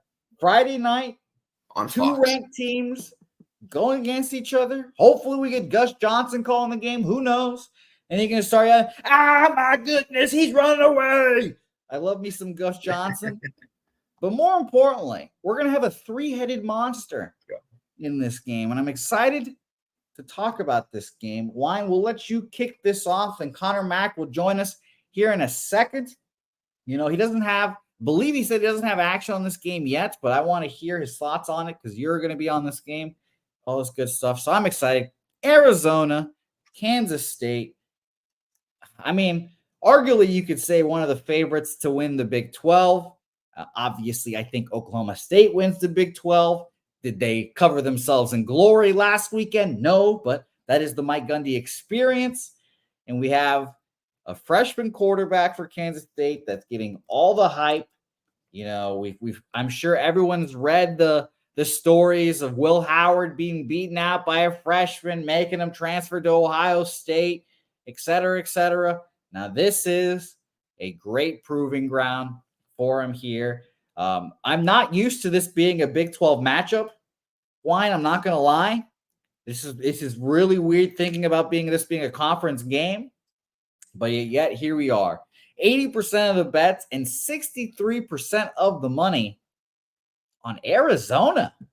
Pretty surprising. I thought Kansas State would get some more love there. So maybe a darling of the public, but no, they are not. This line opened up at 7.5 minus 115. We're now showing 7. It's juiced to the 7 minus 120, but still going from that 7.5. And it's gone back up as well, which is interesting. Went from 7.5, goes down to the 7, comes back up, and then comes right back down 7 here, interestingly enough. As for the total in this game, pretty split. 46% of the bets, 53% of the money on the under in this game. And we had this total opening up at, let me search this one more time, 56.5 all the way up to a 59. Wow. Three whole points of movement basically to the over here line. Are we going to get the offensive fireworks that this total is kind of implying here? Yeah, Jose, I moved on this game a little bit early. The number was the same until about this morning. I hate that it definitely went up in this one, but as it should, 59.5 is still way too little in this matchup, I think. I started talking about Arizona earlier, that dynamic duo over there. I'm going to start talking about him again, man. You talk about probably the best quarterback to wide receiver duos in all of college football right here. I mentioned them, went to Servite together, grew up together. Noah Fafita's dad coached these kids, made T-Mac a receiver, went to Servite together, committed to Arizona together. Noah Fafita last year, man, I had no idea who this kid was, redshirt freshman. Jaden Delora was a senior quarterback, played really well, thought he was the guy, ends up losing the job. The freshman comes over, completely takes over every game he plays in. That USC game, I'll never forget, man. They had no answer for him in that game when he would just absolutely torch that secondary. This kid's got every tool in the shed. He is smaller on the side. He's 5'10", not even 200 pounds, smaller quarterback out there. T-Mac, though, man, he's got someone to throw to that had over 300 yards in the first game of college football. They had no answer for him up top. When you guard this guy one-on-one, you give him any kind of space, he's going to take off with it. He's very explosive with the football in his hand, man. You just got to get it in his hand. They went up against Northern Arizona last week. Northern Arizona kind of kept him in check, double teamed and brought a safety in, as I already mentioned. Arizona, they're very one-dimensional, though. You look at this team, man, a lot of the same guys did come back, even though their head coach left for Washington. I'm surprised Fafita and T-Mac didn't follow him over to Washington. Actually, I was very shocked on that, but these guys are very much committed to the program. Got some really good NIL money over there from what I heard from both of them as well. It's very much a two-man show, though, over there on offense, man. If you take T-Mac out of the situation and you make him throw to other receivers, he might struggle. We saw that last week, given it was against Northern Arizona, I don't know if they absolutely wanted to show every trick up their sleeve. Given, say, this is a Big 12 matchup now going against Kansas State. Kansas State hasn't played that well this season either, honestly. Avery Johnson hasn't used his legs too much to start this year, which I'm very surprised about because how mobile he is. They're very much trying to keep him healthy, and he's trying to stay in the pocket and make the big-time throws. Secondary needs to be cleaned up. They've been struggling the first couple games, and you don't want to struggle against T-Mac and Noah Fafita. That's the one matchup you don't want to struggle up against. I think big thing for Kansas State, they're going to have to double team T-Mac, as I already mentioned, man. You got to double team him. You have to. You can't leave him alone. I also think Avery Johnson is probably going to most likely use his legs a little more here. I think he's been saving it for this Big 12 matchup because this is very much their best opponent they have faced so far. Arizona, man, they came into the season pretty high expectations because of Fafita and T-Mac. But with that being said, man, the rest of their team isn't anything to write home about, honestly. I was a lot higher on them going into the season than I think I should have been personally. I think everyone's, you mentioned the public just hammering Arizona right now. Why? Because of Fafita and T-Mac. Everyone knows about that duo right now, that they're just going off, and K-State's been struggling in their matchups. I think Kansas State's definitely going to show up to play today. I think both offenses are going to show up to play. I got in on Tuesday at over 58 minus 110. I see it's at 59.5 right now. I'll still give that out at that, honestly, because I like the number. I think this gets over 60. I think both teams, I think Kansas State will easily be able to score 40 points, and I think Arizona will be able to score 30 as well. I think Kansas State's going to most likely win this game and probably in some decent fashion if they can eliminate T-Mac, but it's still not going to be able to stop Arizona from not scoring against a very suspect secondary in Kansas State. If you look back at the tape the last couple of weeks, that's where they've struggled, is the secondary, man. So they definitely have to clean things up over there. I'm on the over, though. Whatever you can give me on this, Jose, I'm going to take the over. I got in at 58 on Tuesday, 59, whatever you want to give me. I love this over. I think there's going to be fireworks in this one. Well, beautiful. We'll give you 59, minus 112. Let's do it. Let's bring on our other panel member on this here. And I got to write this down because my father's going to yell at me if I don't tell him these things. But let's bring on our next panel member, Hopefully he's ready here to go. It's going to be a lot of fun again talking college football with this person as well. He'll be joining us on Wednesdays as well going forward. And he has a few games as well after this one to talk about. We're going to talk Civil War, Memphis, Florida State, Virginia Tech, ODU, and San Diego State, Cal. So let's bring them on. One, the only, Mac Daddy Connor Mac joins the program. Wow. Jose, ripping it. I like it. You got a little red there in the face. Pumped up. My time. What up, my man? How you doing? What up, C-Mac? I have to put in a little bit of effort for my guy, Connor Mac picks. I have very low energy levels, but I'll dump them out when Connor comes on the show here. Jose, I heard a little bit earlier, too. You got 9/11 talk. Classic Jose. Oh, well, I like your stories of that great day. Shit. I like hearing what people were doing. It's very interesting to put myself in the thought processes.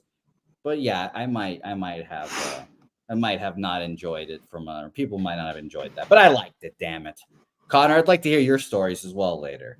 But let's talk about this game here, Arizona, Kansas State. Connor, I don't think you have a move on this game yet, but you heard Wine Time Sports break this down. He likes the over. He's on the over.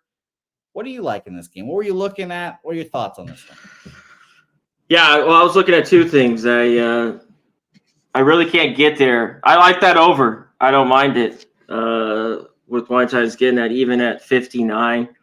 One of the things I was looking at, these teams, it's so early in the year. I mean, they're both played a little bit slow, their tempo, but both were crazy slow last year. They were, so when we're only 2 games in, you kind of got to have to play, but they don't play really, really fast in this one. But I still think we get points in this game. So last week, Tulane was one of my late ads Saturday morning, and I thought they looked really, really good against K-State, especially, both sides of the ball on the line. We didn't get to that. And Tulane a little bit. Someone just put this game, a public dog, Arizona. I think there's a lot of love for Tulane here this week as well, but I think they could cover in that game. But yeah, they got torched. Mensa, this, Tulane quarterback, throws for 350 yards against K-State. The secondary didn't look very good. Avery Johnson. One thing when I look at him, the New Mexico quarterback, the Dampier, that guy is an athlete. That kid can throw it and run it. He ran for 130. If Avery Johnson can do that here, Kansas State will have success. But I don't trust their defense. But this is Friday night. Bill Snyder Stadium. It should be rocking. But 7.5 is too much for me here with K-State. I could see him win and cover, and I could see him win by 10-14 in this game. My lean was Arizona, but I can't get there. The love for it. And this was the team I backed all year in every situation. I stayed off as they were a dog all last year. They covered, whether, at Washington State, at SC, at Arizona State, the bowl game against Oklahoma. The one time, so on the road, this team was road warriors. They killed. The one time they became a favorite because they started winning all these games. They were an 8-point favorite at Colorado. They win that game, but just get by. I think what they win that game by 34-31. But I'm a big Noah Fafita guy. That's why I backed him so much last year. This team, 11-2 against the number. Started this year 0-2. Didn't look great in both these games. But I think if you have Fafita, he keeps you in this game flat out. One of the best receivers in the country, McMillan. Last year, it was kind of bend but don't break their defense I talk about because it's not really great, but it was good enough. And they ranked in the top 40, Arizona, their defense. And I think that what do we see here? I mean, they looked pretty good against Northern Arizona after giving up a bunch to New Mexico the week before. So what do we take on that on the road? They have a big game at Salt Lake against Utah next week. But they'll be pumped for this. I mean, I'm leaving Arizona. It's just a huge public dog. Once you said you were on the over, I get why you're on it, but I haven't pulled the trigger. This one was just close for me, but I take Arizona. Yeah, see, You mentioned too, man, last season, Arizona was just money in the bank as a dog, man. No one knew who Noah Fafita was, man. So that's why it's hard. That's why I can't pull the trigger on Kansas State, because I just can't go against Noah Fafita. Such a big fan of him and T-Mac over there. They can, let alone keep you in any kind of game. So they could definitely cover this. It's going to be a good game for sure. Yeah, Friday night. And in that Tulane game, there was that pass interference call late. That was a little suspect. Those are games of Kansas State, when you win where you're not playing great and you have a big second half, but they got the fumble recovery. It kind of came together, and they ended up winning that. I wish Tulane, had won the game. The cover was fine, but that would have been a lot better. I think K-State wins this, but I wouldn't count out Fafita in this Arizona team. All right, so some love for Arizona from Connor, over love from Wine Time Sports. Beautiful breakdown from the two of you. Wine Time, thank you so much for joining us here. Every time you come on the program, I feel smarter. And every time I see you, just grab that glass of wine. I know, that's on-brand shit right there from Wine Time Sports. So thank you, Wine Time, for joining us. Please plug your Twitter and let the people know where you're going to be on next. Guys, give me a follow on X, Wine Time Sports. Got all my posts posted for this week. I haven't posted Wisconsin yet, so I'm going to get on there and post that right now. I'm going to have a couple other plays coming out this week. Not sure if I'm going to be on the show Friday or not, but I'll definitely be here Saturday with Cab on the tailgate. I'll be with Boston the Sauce after that, 8:30 Pacific Standard Time with them. And then I'm going to the game this week, in the UCLA game, so I'm probably just going to hop on for the live stream for about an hour before I take off for that. But yeah, guys, give me a follow on X, man. Well, wait, before you go, what about UCLA? Hit us with it. I like the under in that game, but don't love it. I liked it 47. That's one 48 or 49. I'd like a lot more, and it's dropped to 46.5, even though I still think it could stay under. I just worried if Indiana does score, it gets in the 20s and that maybe slips over. But I really like that under in that game. What do you think? It's tough, C-Mac. I have a play in this game, and I talked to Jose last night. I was like, I don't know if I want to talk about this game, because I'm a fan. Oh, okay. What I mean? Oh, my bad. No, okay. No.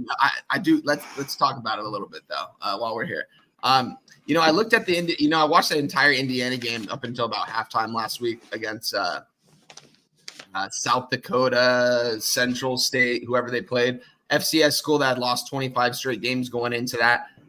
Indiana, I believe, was a 44-point favorite. Haven't seen them as a favorite like that in quite some time. For good reason, though. Right from the start, man, these guys just couldn't go step for step with these Indiana receivers. They couldn't make any tackles. This team very much looked like a junior varsity high school team. Indiana imposed their will, as they should. Scoring 77 points. We talk about they bring in the quarterback over from Ohio University. His first team all conference last year. Won the job this year. And then you talk about the James Madison coach, coming over and bringing a lot of his guys, instilling that culture over to Indiana. Like what he's doing over there. The two opponents they face, athletically wise, they didn't have the athletes to compete in those games. They're heading out to the Rose Bowl. And, when I originally saw this line, I thought UCLA was going to open up as a -1. No, they opened up as a +1, and it's now up to a +3. I got in on the +3 for UCLA in this one, guys. I think talent-wise and athlete-wise, they're going to be able to go step for step with pretty much anyone on this Indiana team. Talk about the defense 2 weeks ago against Hawaii. They allowed that one touchdown on the opening drive, and it was after they allowed a fake punt that went for 30 yards. And, they were just thrown off after that. Their defense thought they got off the field. They allowed a touchdown, didn't allow a touchdown the rest of the game. Talk about Ethan Garbers coming into the new pro-style system under Eric Bieniemy. Didn't look too good that first half. I believe it was 6 of 19 passing-wise. Not a lot of yards. Came out the second half motivated. They ended up winning this game by a field goal. The defense, I just think this UCLA defense, it hasn't, they lost the defensive coordinator, D'Anton Lynn, who's doing great things over at USC now, completely turned this defense around. But, at the same time, you bring in the defensive line coach that's been with all these guys for the last couple of years, that brought in Latu, that brought in the Murphy twins, recruited all these guys, did all the dirty work. Lynn kind of came in for a year. He got all the credit for turning around the defense. But these are this guy's guys, and these guys very much are going to be playing for him out there. They don't have the talent like the Latus and Murphy twins, but they still got a lot of talent on that side of the ball. look at UCLA's wide receiving core. I think it's one of the deeper ones. Just Garbers is going to need time to throw, and he's going to need to get to his playmakers. I think UCLA should win this game. I'm not as high on this UCLA team going into this year. I think this is one of the games they should win. They've got a gauntlet of a schedule coming up with LSU, Oregon, and Penn State. But in college football, you never know what can happen, man. I just think you're giving the home team 3 points. Maybe it's a sucker bet. That's honestly probably what it is. That's what I'm thinking it is. But I just think if you look at both teams, UCLA's clearly the better team on paper. Coaching mismatch a little bit because Deshaun Foster's not a head coach, but he's got the right guys around him, I think, telling him the right things. And I hope so. Yeah, but we'll see. I didn't want to give this out as an official play or anything, but I do have something on UCLA +3. It's going to be a good game, though, for sure. Wow. Yeah, Beautiful. real quick, I don't think Foster is we'll see. He's been there forever as a head coach. I don't know if it works out. But UCLA's defense was solid last year. I know it was Hawaii, but I think, that they had to get by. The offense wasn't great. There was turnovers on both sides, but they got the job done. And Indiana, FIU, I know they played Central the next week, but FIU scores 52.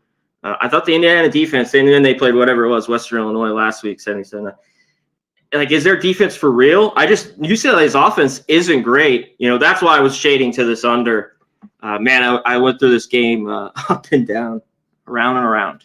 The last couple days. That under looks appealing too, just because of both teams are gonna want to play defense in this. And it's dropped though. What did this open up as? A 53.5, I believe. No, it opened 47, I think. Oh, did it open at 48?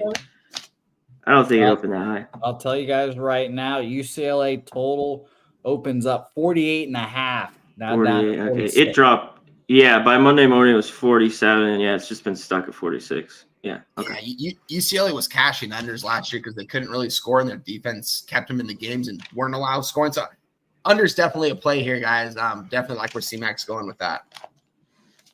All right. Well, beautiful. Wine Time Sports, thank you so much for joining us. Thank you for that additional breakdown, the cherry on top of this as well. Hell yeah. Wine Time, we'll see you Saturday for the tailgate, right?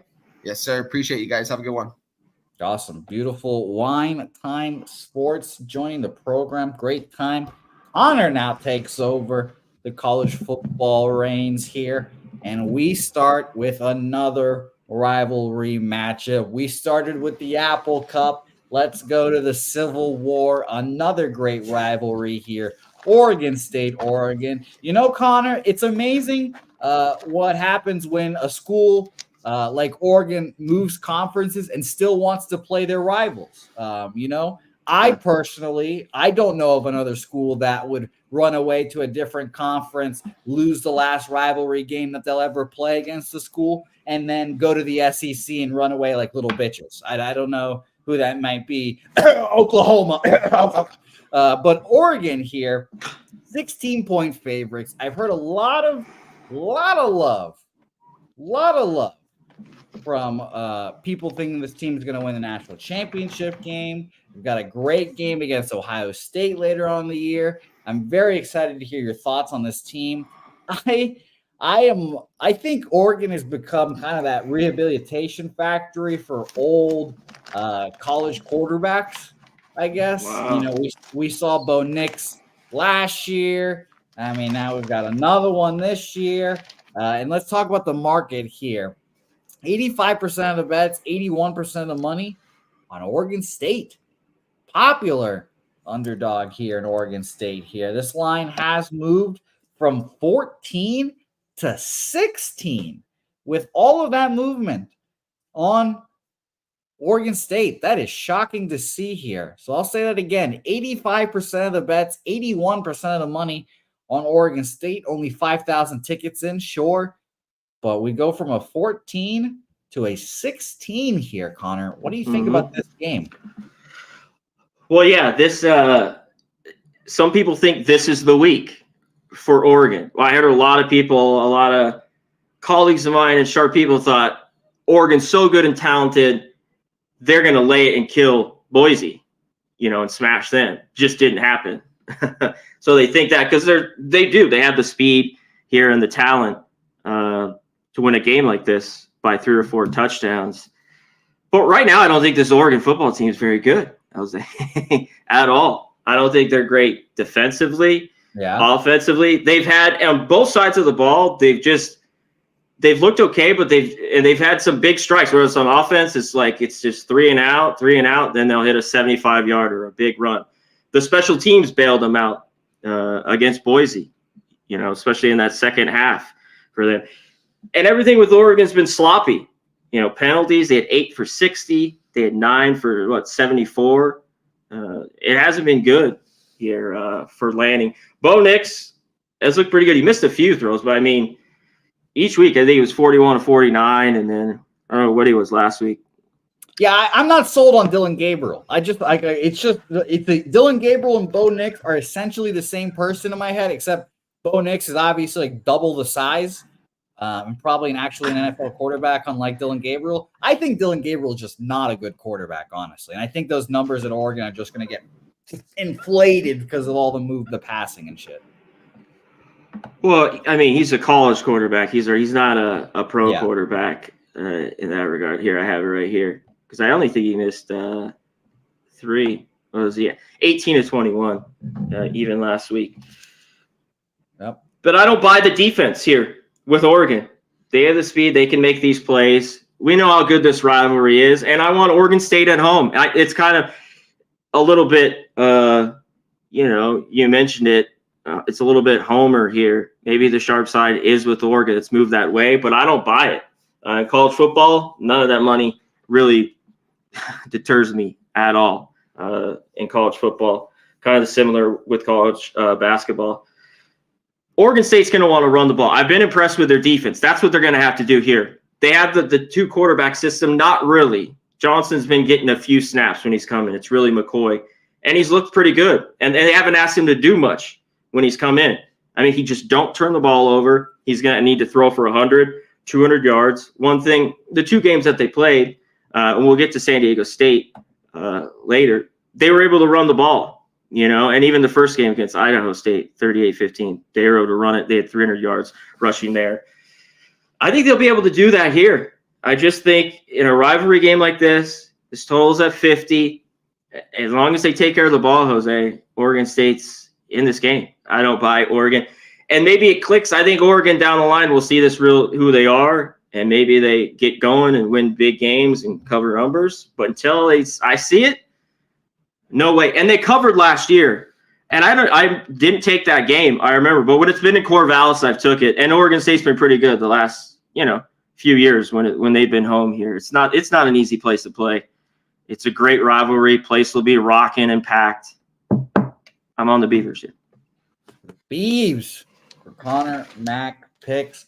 I mean, I agree with you. Like I said, I don't believe in Dylan Gabriel. Not a Dylan Gabriel guy. I watched him play at Oklahoma. Was not impressed. His UCF days were fine.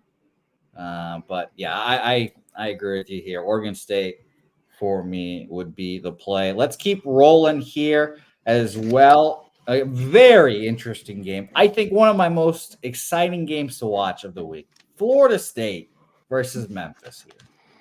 And now people are saying, what the hell? You think that about Florida State? Yeah, I love seeing this Florida State team fail. It is hilarious to watch, Connor. Wait, real quick. For our guy, Billy, we might see 17s, but I'm doing the show. I was fine with 2 touchdowns. With me, that's why I wait so much in college football. Unless I get a day, I only bet a few games. I like to wait.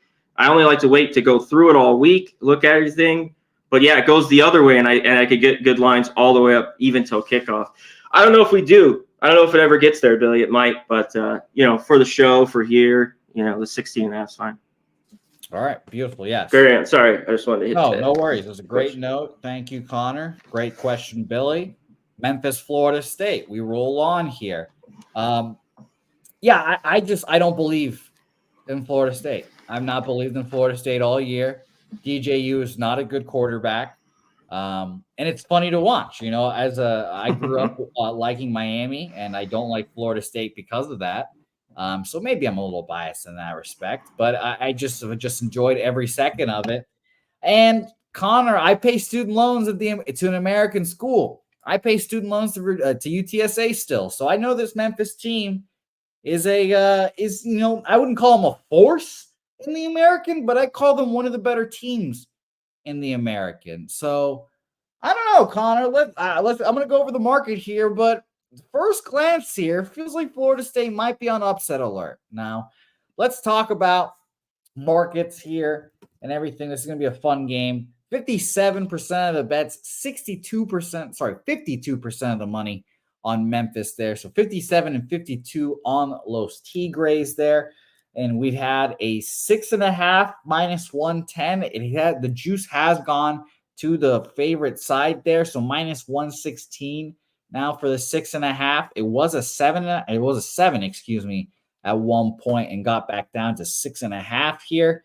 Totals wise here, we have, as I've got to scroll forever and find this lovely game, 55% of the bets and 78% of the money on the over. So bigger bets on the over in this game. Very interesting.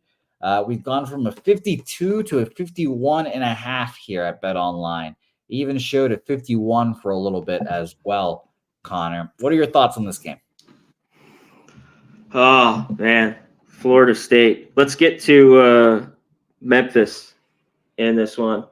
This team played great, I thought, towards the end of the year. And to start the year, they've been good. 2 wins, 2 covers. North Alabama, though, and Troy. Last week, I had Troy. That was one of my losses. College football is really good. Another 9-3 week. They were one of my losses. I thought they could get another touchdown. And they moved the ball here because I don't trust this Memphis defense. They've played no one so far. Last year, this defense was awful. They were awful against the run and the pass. They have a horrible secondary. The run, they gave up 170 yards almost on the ground. They were run 17th against the pass. The secondary's not great. Now, some people have guys they're a little bit better, and maybe this is a better Memphis defense for the last 3 or 4 years. That might be true, but I still don't think they're good. And on the offensive side, Memphis, I think, is going to be able to move the ball. Florida State hasn't been able to stop really anything here, Jose. I mean, are they going to get it together? I'm not so sure this week, at least defensively. You know, they've had time after the second game, and I was fading them the first 2 games. You know, I had Georgia Tech, I had BC, and both were beautiful. Both won outright. But one thing, I think Memphis scores here in this game. On the flip side, this is a desperate Florida State team here at home. That's the thing. You know, we saw a little bit with Clemson, a lot of talk with that. I think Clemson's a little bit better than Florida State, but I'd watch out for. I get why people see it are on Memphis in this game, but I think Florida State's going to score and score early here. That's why I'm going to get to the total. I'm on the over in this game. You know, if we get a 51, that'd be great. I don't know if we have any out right now, but 51.5. DJU has looked really, really bad, but I think he should have success. Again, they should be pumped up here at home, a little bit rested to try to get things together. I don't think Norvell's a great coach at all, but this is kind of do or die. I think you get everything they got for Florida State. It seems like I think Florida State can get into the high 20s, 30s, and I think Memphis could be right there too, and that maybe could get them to cover. But in the end, I just want the over in this game. I think we get over 51. When I saw this, I thought it was a little bit low. Both teams have unders too to start the year. You know, depending on where you could have got a push last week with the Troy Memphis, but this Memphis team last year, one of my favorite over teams, Jose. You know, like when they play Iowa State, 36-26, you know, of course, Temple, which, you know, SMU, 38-34, South Florida, 59-50, North Texas, UAB, 45-21, 31-21, Tulane, that just get us there. I think we get enough points here. I just think these offenses are a little bit better than the defenses right now. Over. I don't think there's a 51, by the way. Is there? No, I'm getting 51.5 minus 117 to the over there. I got a 115. I want a 110, but I got a 51.5, 115. All right. Well, beautiful. I think it's FanDuel maybe. I do like that look here, Connor, and I'm going to tell you right now, I'm quietly going to bet it right now as well over in this game. And I could easily see the case here. I mean, this is desperate as desperate gets for Florida State at home.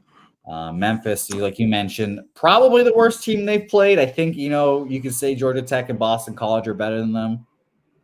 So I'm interested. I'm interested to watch this But game. really, a lot better? Like, I mean, we'll see with Boston College. I mean, Georgia Tech looks like maybe they've taken a little bit of step. And, yeah, it's a wait and see with BC. So, yeah, it's all a question. That's why early on these weeks you have to look out. And even this week, once you dig in, there's games that I really, really like, but it's just about dissecting these huge cards in college football. You know what I mean? Especially if everything's been going really, really well. With dogs, I want to get to too. They've worked out for me. And there's a few favorites. Like, we're not going over this game. I don't know how. It seems pretty easy how Coastal Carolina, you don't lay it there against Temple. The one thing is laying points with Coastal, and it's 17, I think, 17 and a half. But I don't know how you lay it there. But everything with this whole transfer portal type era, and after COVID, all these guys get extra years and everything, and the money. There's a lot more parity. We saw a little bit more in college basketball the last couple of years. I just think we're getting into in college football. Beautiful note there, Connor. We'll roll with that into our second to last game here. I love the choices of game here, Connor. Virginia Tech, Old Dominion here. An Old Dominion team that has beaten this Virginia Tech team outright before, not once, but twice already, I believe here. I think this is their fourth game playing against each other, fourth year consecutively. And I think, like I said, Old Dominion 2-1 so far against Virginia Tech. And obviously, ODU is the big underdog against them every time. I've enjoyed watching this game historically because I grew up in Virginia. I hate Virginia Tech. And watching them flounder and suffer brings me quite joy. I hear Brent Pry propaganda all the time, Connor. I hear Kyle Drones propaganda all the time, or Kyron Drones, I should say. I've watched their games, and I was not impressed. I bet on them I would bet on them against Vandy. They took a fat dump on my chest that day and hurt my feelings.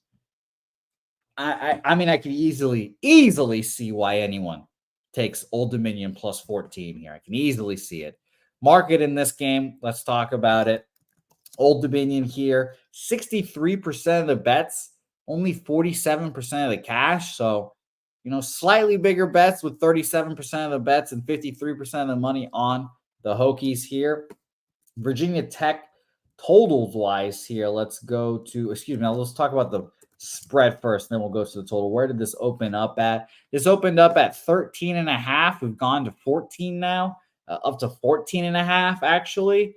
And we hear Troy Torrance talk about those kind of moves often. That is a sign of strength. He uses it at sevens, but I bet you at 13.5 to 14 to 14.5, another strong move there by the books. So that's concerning for Old Dominion backers there.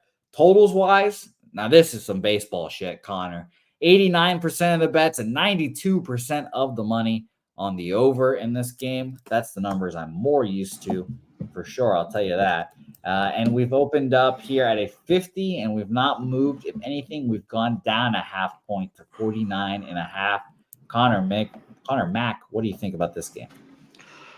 Well, since you hit the end there and the money on the total, that's where I'd be. Virginia Tech's just been too much of an over team a little bit, for me. But how this game plays out, I go Dominion. I like the under with it. You know what I mean? This team doesn't get a lot of love. Last week I had dead nuts under. I know. And one thing is they couldn't score. They had a ton of turnovers in that game, but it was an easy casher. That went up to like 54.5 at its highest. I jumped on it, and it was easy. One thing with Old Dominion, they're just been a good team that I've read last year and this year. So every time they were favorite like this, small favorite, West Kentucky, Georgia Southern, you fade them. Or in a game like last week, I don't want me fade them that way, or I just went with the under. I thought that was a better play. And last year, basically as a dog, they covered. And we saw it week 1, which I had against South Carolina. And they should have won that game. They had their turnovers against South Carolina. They just couldn't score. They couldn't get it in. Wilson hasn't been great. I think he's a decent college quarterback, but he hasn't looked good the first few weeks. I think he's at basically 190, right around their 200 the first 2 weeks. And last week, while they lost, they could convert. ECU they got all the turnovers here, which they have a decent secondary. Does Old Dominion, and they lost 20-14. But this is an 0-2 team at home in a rivalry here. You were just talking about where they've won at home against Virginia Tech. When they've gone to Virginia Tech, it hasn't been the same. But winning last week was a little bit different. 2 losses here in a row, especially a game they could have won, stole one against South Carolina. I'm on them in this game. Wilson just has to take care of the ball. They got to get in the end zone too a little bit. As much as I lean to this under, they got to get in there in the end. I mentioned the secondary is pretty good. They got the All-American linebacker, Henderson. That guy is really, really good. And last week, too, a bunch of penalties. This team was very sloppy. I think they're a lot better this week. Give me the 14. If there's a 14.5 with not a lot of juice, bet MGM. If this is not stale, 14.5 minus 105, I want it. Beautiful. 14.5 minus 105 for Connor. Taken ODU. Shout out to ODU. And I have not been impressed with Virginia Tech. Better second half. I like drones. I like what they were doing towards the end of last year. I don't think the defense has looked very good. They have a little bit more talent? Yeah, but I don't think here laying 2 touchdowns in such a rivalry as this. Give me the dog. Give me the 2 touchdown home dog. Bark it. I mean, I agree. And maybe Virginia Tech blows their ass out here, but this is like your classic college football upset. We've seen it twice already, but these guys passed over by Virginia Tech. I'm sure like some of these high school dudes or the young guys on the team were recruited, or their friends were recruited by Virginia Tech. They got passed over. All the motivation in the world in this game. I like the under.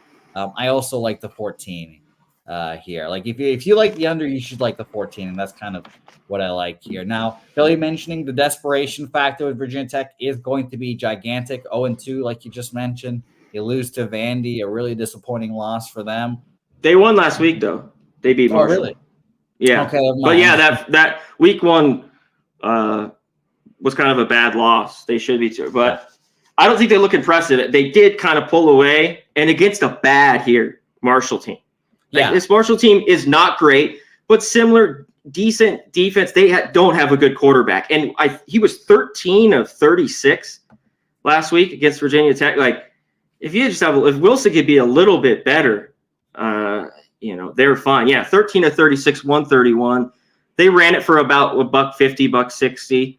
I think Old Dominion will be able to run it, at least have 100 something there. So yeah, bad quarterback play by Marshall, and Virginia Tech pulled away late. And one thing too, Virginia Tech did have the time of possession in that game, especially late, and kind of ran the ball right down their throats.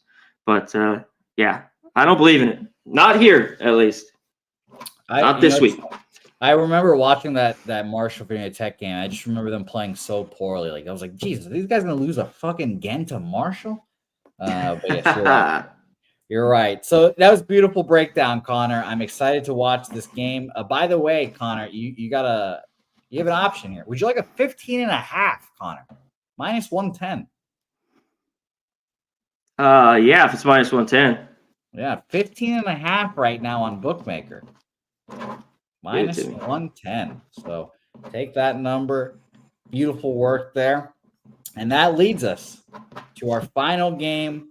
Where's Damon Santoria when we need him? San Diego State versus Cal here. And I will shout out Cal. Cal, by the way, great Twitter game. Great Twitter game from the Cal fans. I got a great laugh out of Cal beating Auburn, and then their fans photoshopping like beaten by Antifa onto the Auburn stadium. I got a great laugh out of that. I'm rooting for Cal just because their Twitter fingers are hilarious. The liberal agenda of Cal. But I just got a very, very funny notes there. So let's talk about this game. I mean, I just mentioned Cal beating an SEC opponent. Cal? Shocking. Now, I mean, the market here and the bets kind of reflect what I'm thinking here. 93% of the bets, 92% of the money on San Diego State here. I mean, how is Cal going to come back down to earth after that, Connor, is the question. You know, like I said, you beat a SEC opponent at their place. This goes from 17.5, and we're all the way up to 19 now, shockingly enough, for these Cal Bears here. At Bookmaker, this opened up at 18, like I said, and it is at 19 minus 110 right now. Wow.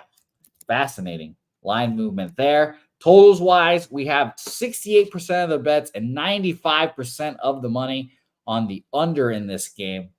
And this line movement for the under, we have a 48.5 opener, now down to a 48.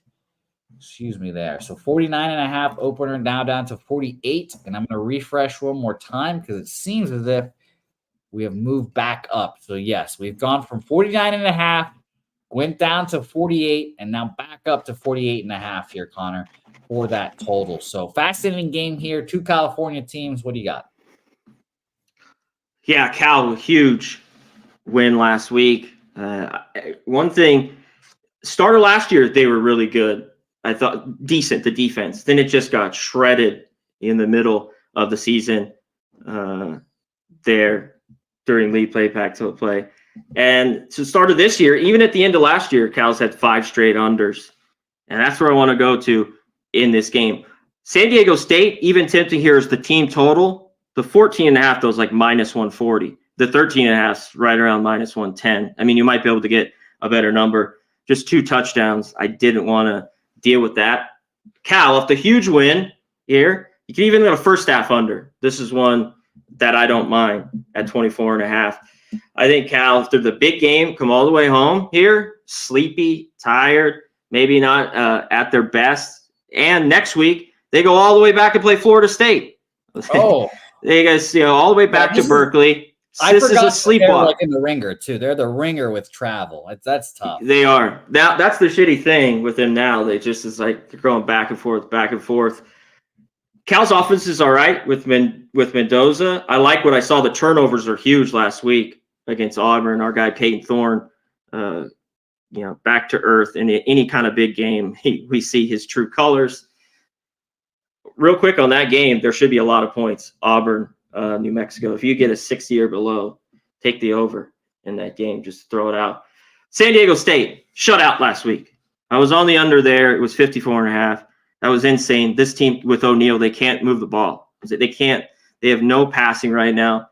This team just isn't very good. I think their defense, though, is not great, but I think it's good enough to hang around in this game. They're going to run it. San Diego State, the offensive numbers just at the bottom and everything you look at. They don't play, fast, not at least so far this year. I keep talking. It's the under. Under. Give me the 48.5. I wish I had the 49, but under. Under here for Connor. By the way, wine time dropping. Jaden Ott should go off in this matchup. For those who don't know, obviously he's the very good running back for Cal. Yeah. I've read and I've heard that he's probably going to be the first running back taken in the NFL draft. Which, I guess probably you could say that's like a second round running back, but best running back in the nation at Cal. I could see it. I think this will be an interesting game. I think San Diego State can at least make it interesting, hold this game close, but I'm not going to move on this game. You're going to need more here than O'Neal, 11 or 24, 107. And that first half against Texas Commerce, they were losing, I believe, at halftime here. Oh, no, yeah, they were losing 6-3. And they kind of scored some points against, which they should, against Texas Commerce. Texas Commerce here. Oh, yeah. Yeah. Trust me, UTSA, when UTSA was horrible, they would play Texas Commerce and still beat them. Oh, yeah. Even when they were bad, they'd still beat them. UTSA would beat them. Yeah. Unfortunately, UTSA is back to being bad, though. So we don't have to talk about that, though. But under here for Connor Mack, correct? You like the under? Beautiful work here. Yeah, there's not a 49, is there? I'm going to tell you right now. Cal, it's all the way at the bottom here. I have 48.5 minus 112. No 49s, though. I have 48 minus 105. Give me that. All right. Beautiful. You guys heard the man. Connor Mack picks under in this game. All right. Beautiful work here, Connor. Great time. We got through all of our college football games. Connor, I will ask you a quick opinion on one college football game. For no reason at all. What do you think about tonight? I guess tomorrow? Arizona State traveling to Texas State. This is a very important game for Texas State. They just beat their rivals UTSA for their first time ever. I'm sure they were slapping ass and feeling great about themselves all week. Is Arizona State good enough to go in there and whoop their ass like I hope they do? You know what? I think they are. I think they could go in there and win. Yeah. And by a field goal in this one. And this is would be a big step for this Arizona State team. I thought they looked great last week. They kind of just got out to the lead and messed around, and Mississippi State came back. They started playing that bullshit prevent defense. Talk about prevents you from winning. So it's called prevent defense. And Shapen threw around a little bit. He finished, I think, right around 270 for Mississippi State. They still covered, though, 30-23, that number. And they beat up Wyoming. Wyoming, though, has some problems.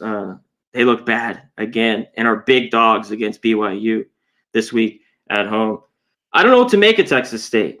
The quarterback's solid. I still don't think they have a great defense. Their defense wasn't bad, their numbers last year at least.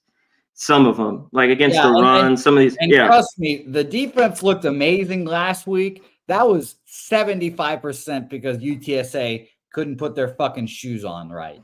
So yeah, I'm sure you saw the whole entire game too. I've just seen the highlights. Oh, and Connor, I was there. I was there. Oh, you were there. You went to it. Okay. Oh yeah, unfortunately so. I was there. Yeah, and I'll tell you what. I stayed. I watched the whole halftime show. I was like, okay, we're gonna put in a new quarterback. I bet. Let's watch a couple possessions and maybe we can make the comeback. I live bet UTSA like a fucking dumb idiot, thinking that they're gonna fucking come back. And then I watched 2 possessions, Connor, and I said, you know what? I'm done here. I promptly say, Helga, let's get the fuck out of here. So I left after 2 possessions in the third quarter, and I saved myself a lot of mental health there. Yeah, McLeod looked good. And one thing is UTSA, I mean, they got this Marburger in. They don't have a quarter. It's kind of tough to go by because I don't think Texas State looked great against Lamar the week before. I mean, they gave up 27 to Lamar. And what was the total yards? That was their Super Bowl against UTSA as well. That was I talked about that was their best chance to beat us. Hadn't beaten us before. So it was a massive game for them. This is a huge game though, too. Standalone game. Yeah, and it's massive after that. There, it's a big game for them. I think they fold up, and I think they've been slapping ass all week, talking about how good they are, and I think Arizona State kills them. So I can't wait for that. Yeah, Lamar threw for 237. Didn't run, only 29 for 51 though on the ground, and that's what I talked about there. Their run defense was a little bit better. Ken Levitt do that, for Arizona State. Scatterbo, that guy's a really good running back, another guy, and they're going to hand it off to him a lot. It should be good. I don't have a bet on the game. Fair enough. I don't either yet, but I will probably spike bet Arizona State as well. But let's do this, Connor. You weren't here at the beginning of the show, but Connor, it seems like a lot of parents, a lot of family members in the chat were fucking on New Year's Eve and New Year's Day because we have birthdays out the ass here, Connor. Red Girl's birthdays today. Kong's Clips birthdays today. Nice. We have birthdays coming out of our ears. So God damn it, Connor. I'm going to keep you around, and we need to give away some birthday picks. We need to give away some birthday picks on this program. And I will give away one. Anton Harris is also asking about home runs, some jacks of the day. I'll mention those real quick. I know Connor is tickling the jacks. I know it. I'll give a couple of Jacks. Real quick birthday pick for all of you. And there was another birthday I've already forgotten. I think was it Robert Franklin? Your birthday? Yes, your birthday was yesterday as well. I'll give you a birthday pick today as well. So 3 of you, happy birthday to all 3 of you. Hope you have a great birthday. And I hope you cash with the Milwaukee Brewers today. Full game money line. Blake Snell and Logan Webb were at Pebble Beach yesterday, according to Nuff Flush Allen, slap-dicking around with the club. Drinking beers. Fucking having Playing fun. And Blake Snell not ready for this start. Brewers win this game. I had them last night. They held on, the Brewers. So thank God, 3-2. So all right, I like it. What are they? Plus 125 or something like that? I'm getting plus 121. Yeah, so basically so. All right. There you go. Sounds and good. Kong's asking for a football bet. Kongs, you want a college football bet? Fine, Kong. I'll give you one. BJ mentioned it earlier in the chat. Connor, this is the advantage of being young here, Connor. They bring out a new college football video game, and I know who the good freshman quarterbacks are before anyone else does. I knew about the NCAA. Oh yeah, and I knew that Graham Mertz is a cancer. He is horrible. So bring in my guy, number 1 dual threat quarterback in the class last year, DJ Lagway, Florida State, plus 4.5. Take it to the bank, Kongs Clips. Or 4. Florida. Take that too, Kongs. Florida. You said Florida State. Yeah, Florida. Yeah. Yes, I did. Florida. Yeah. I like it. Those are mine. Jacks of the day, real quick. I'll mention as well, Connor, if you have anything, please. I do. Jump in. I have, and this is obviously, I do it's not like I am diving deep into these. I'm just looking at stat. Here, I'll give you a couple. Here, I was just looking up. Oh, please. Let me find the best number here for Vladdy, plus 475. Take it. That's a great number. Brent Rooker, BetMGM, plus 425. This one's tough. He hasn't had a jack in a while. Your boy Devers, Jose. 7 for 18, 2 homers. I don't know what the best number is. Let me look that up. Him or I think him would be my third. I like kind of Bryce Harper numbers a little bit low. Let me see. But go ahead. Devers would be my other one. He's due. You go Yak. No, I think against Kramer. I think you did a great job right there. I was going to mention my boy Rafael Devers as well, and plus 400. Okay, that's good. And Baseball Reference is currently not up to date, as we're not working right now as well. So I'll roll with that with you, Connor. Let's get it. All right, beautiful, Connor. Thank you so much for joining me here. I'm excited for you to join me on Wednesdays for some college football action. I cannot wait. And by the way, as soon as I give out Florida against Texas A&M, up he appears. Dabby Cab into the show here. A&M lost to Notre Dame, who lost to Northern Illinois. No chance. A&M should be favored on the road. I will eat the cheese. I will eat the cheese. I will eat the DJ Lagway cheese. But thank you again, Connor. It's going to be fun for you, for me, I guess, to have you on the show every week here on Wednesdays. You're a big help. What are you up to right now? And, what's going on in the Connor Mack world? I gave you the Jacks. Yep. That's it. Someone put out the play. I mean, the San Diego State calendar. I think you can take that. And if you want it. Yeah, you got to love September, man. Burgos. Yeah. Mine's the 17th. You got to love it. Next week. So happy birthday to all the September birthdays. Get it. That's it, my man. Let's get it. Check out Hitting the Books. Virgos. Yes, please check out Hitting the Books. Please do. Boban O'Connor breaking down all the games. Tuesdays? Mondays? Monday mornings. Monday mornings. See, I'm all fucked up right now. Connor, thank you so much for joining us here. We appreciate you, and I'll see you next week. Sounds good, brother. All righty. Connor finishes this show with us here And that concludes our lovely program. Next week, and again, every Wednesday for the rest of football season, Betting with Bouquett. Next week, we'll have Billy Brisbane on to talk WNBA at the end of the program here. That'll be the base of the show. We'll talk MLB, college football, WNBA, all in there. Once NHL starts, we'll have Gokster on the program as well for the NHL. Cannot wait for all of that. So thank you guys. As always, Wager Detective, Wine Time, DC Capper, Dabby Cab, all of you guys. Kongs, happy birthday to you, my guy. Thank you, anyone who shared your what were you doing on 9/11 stories. I appreciate it, and I enjoyed reading them. I think they're all very interesting. If you guys were or are affected by 9/11, I hope you have a good day. We're here for you. We're family. Any way we can help.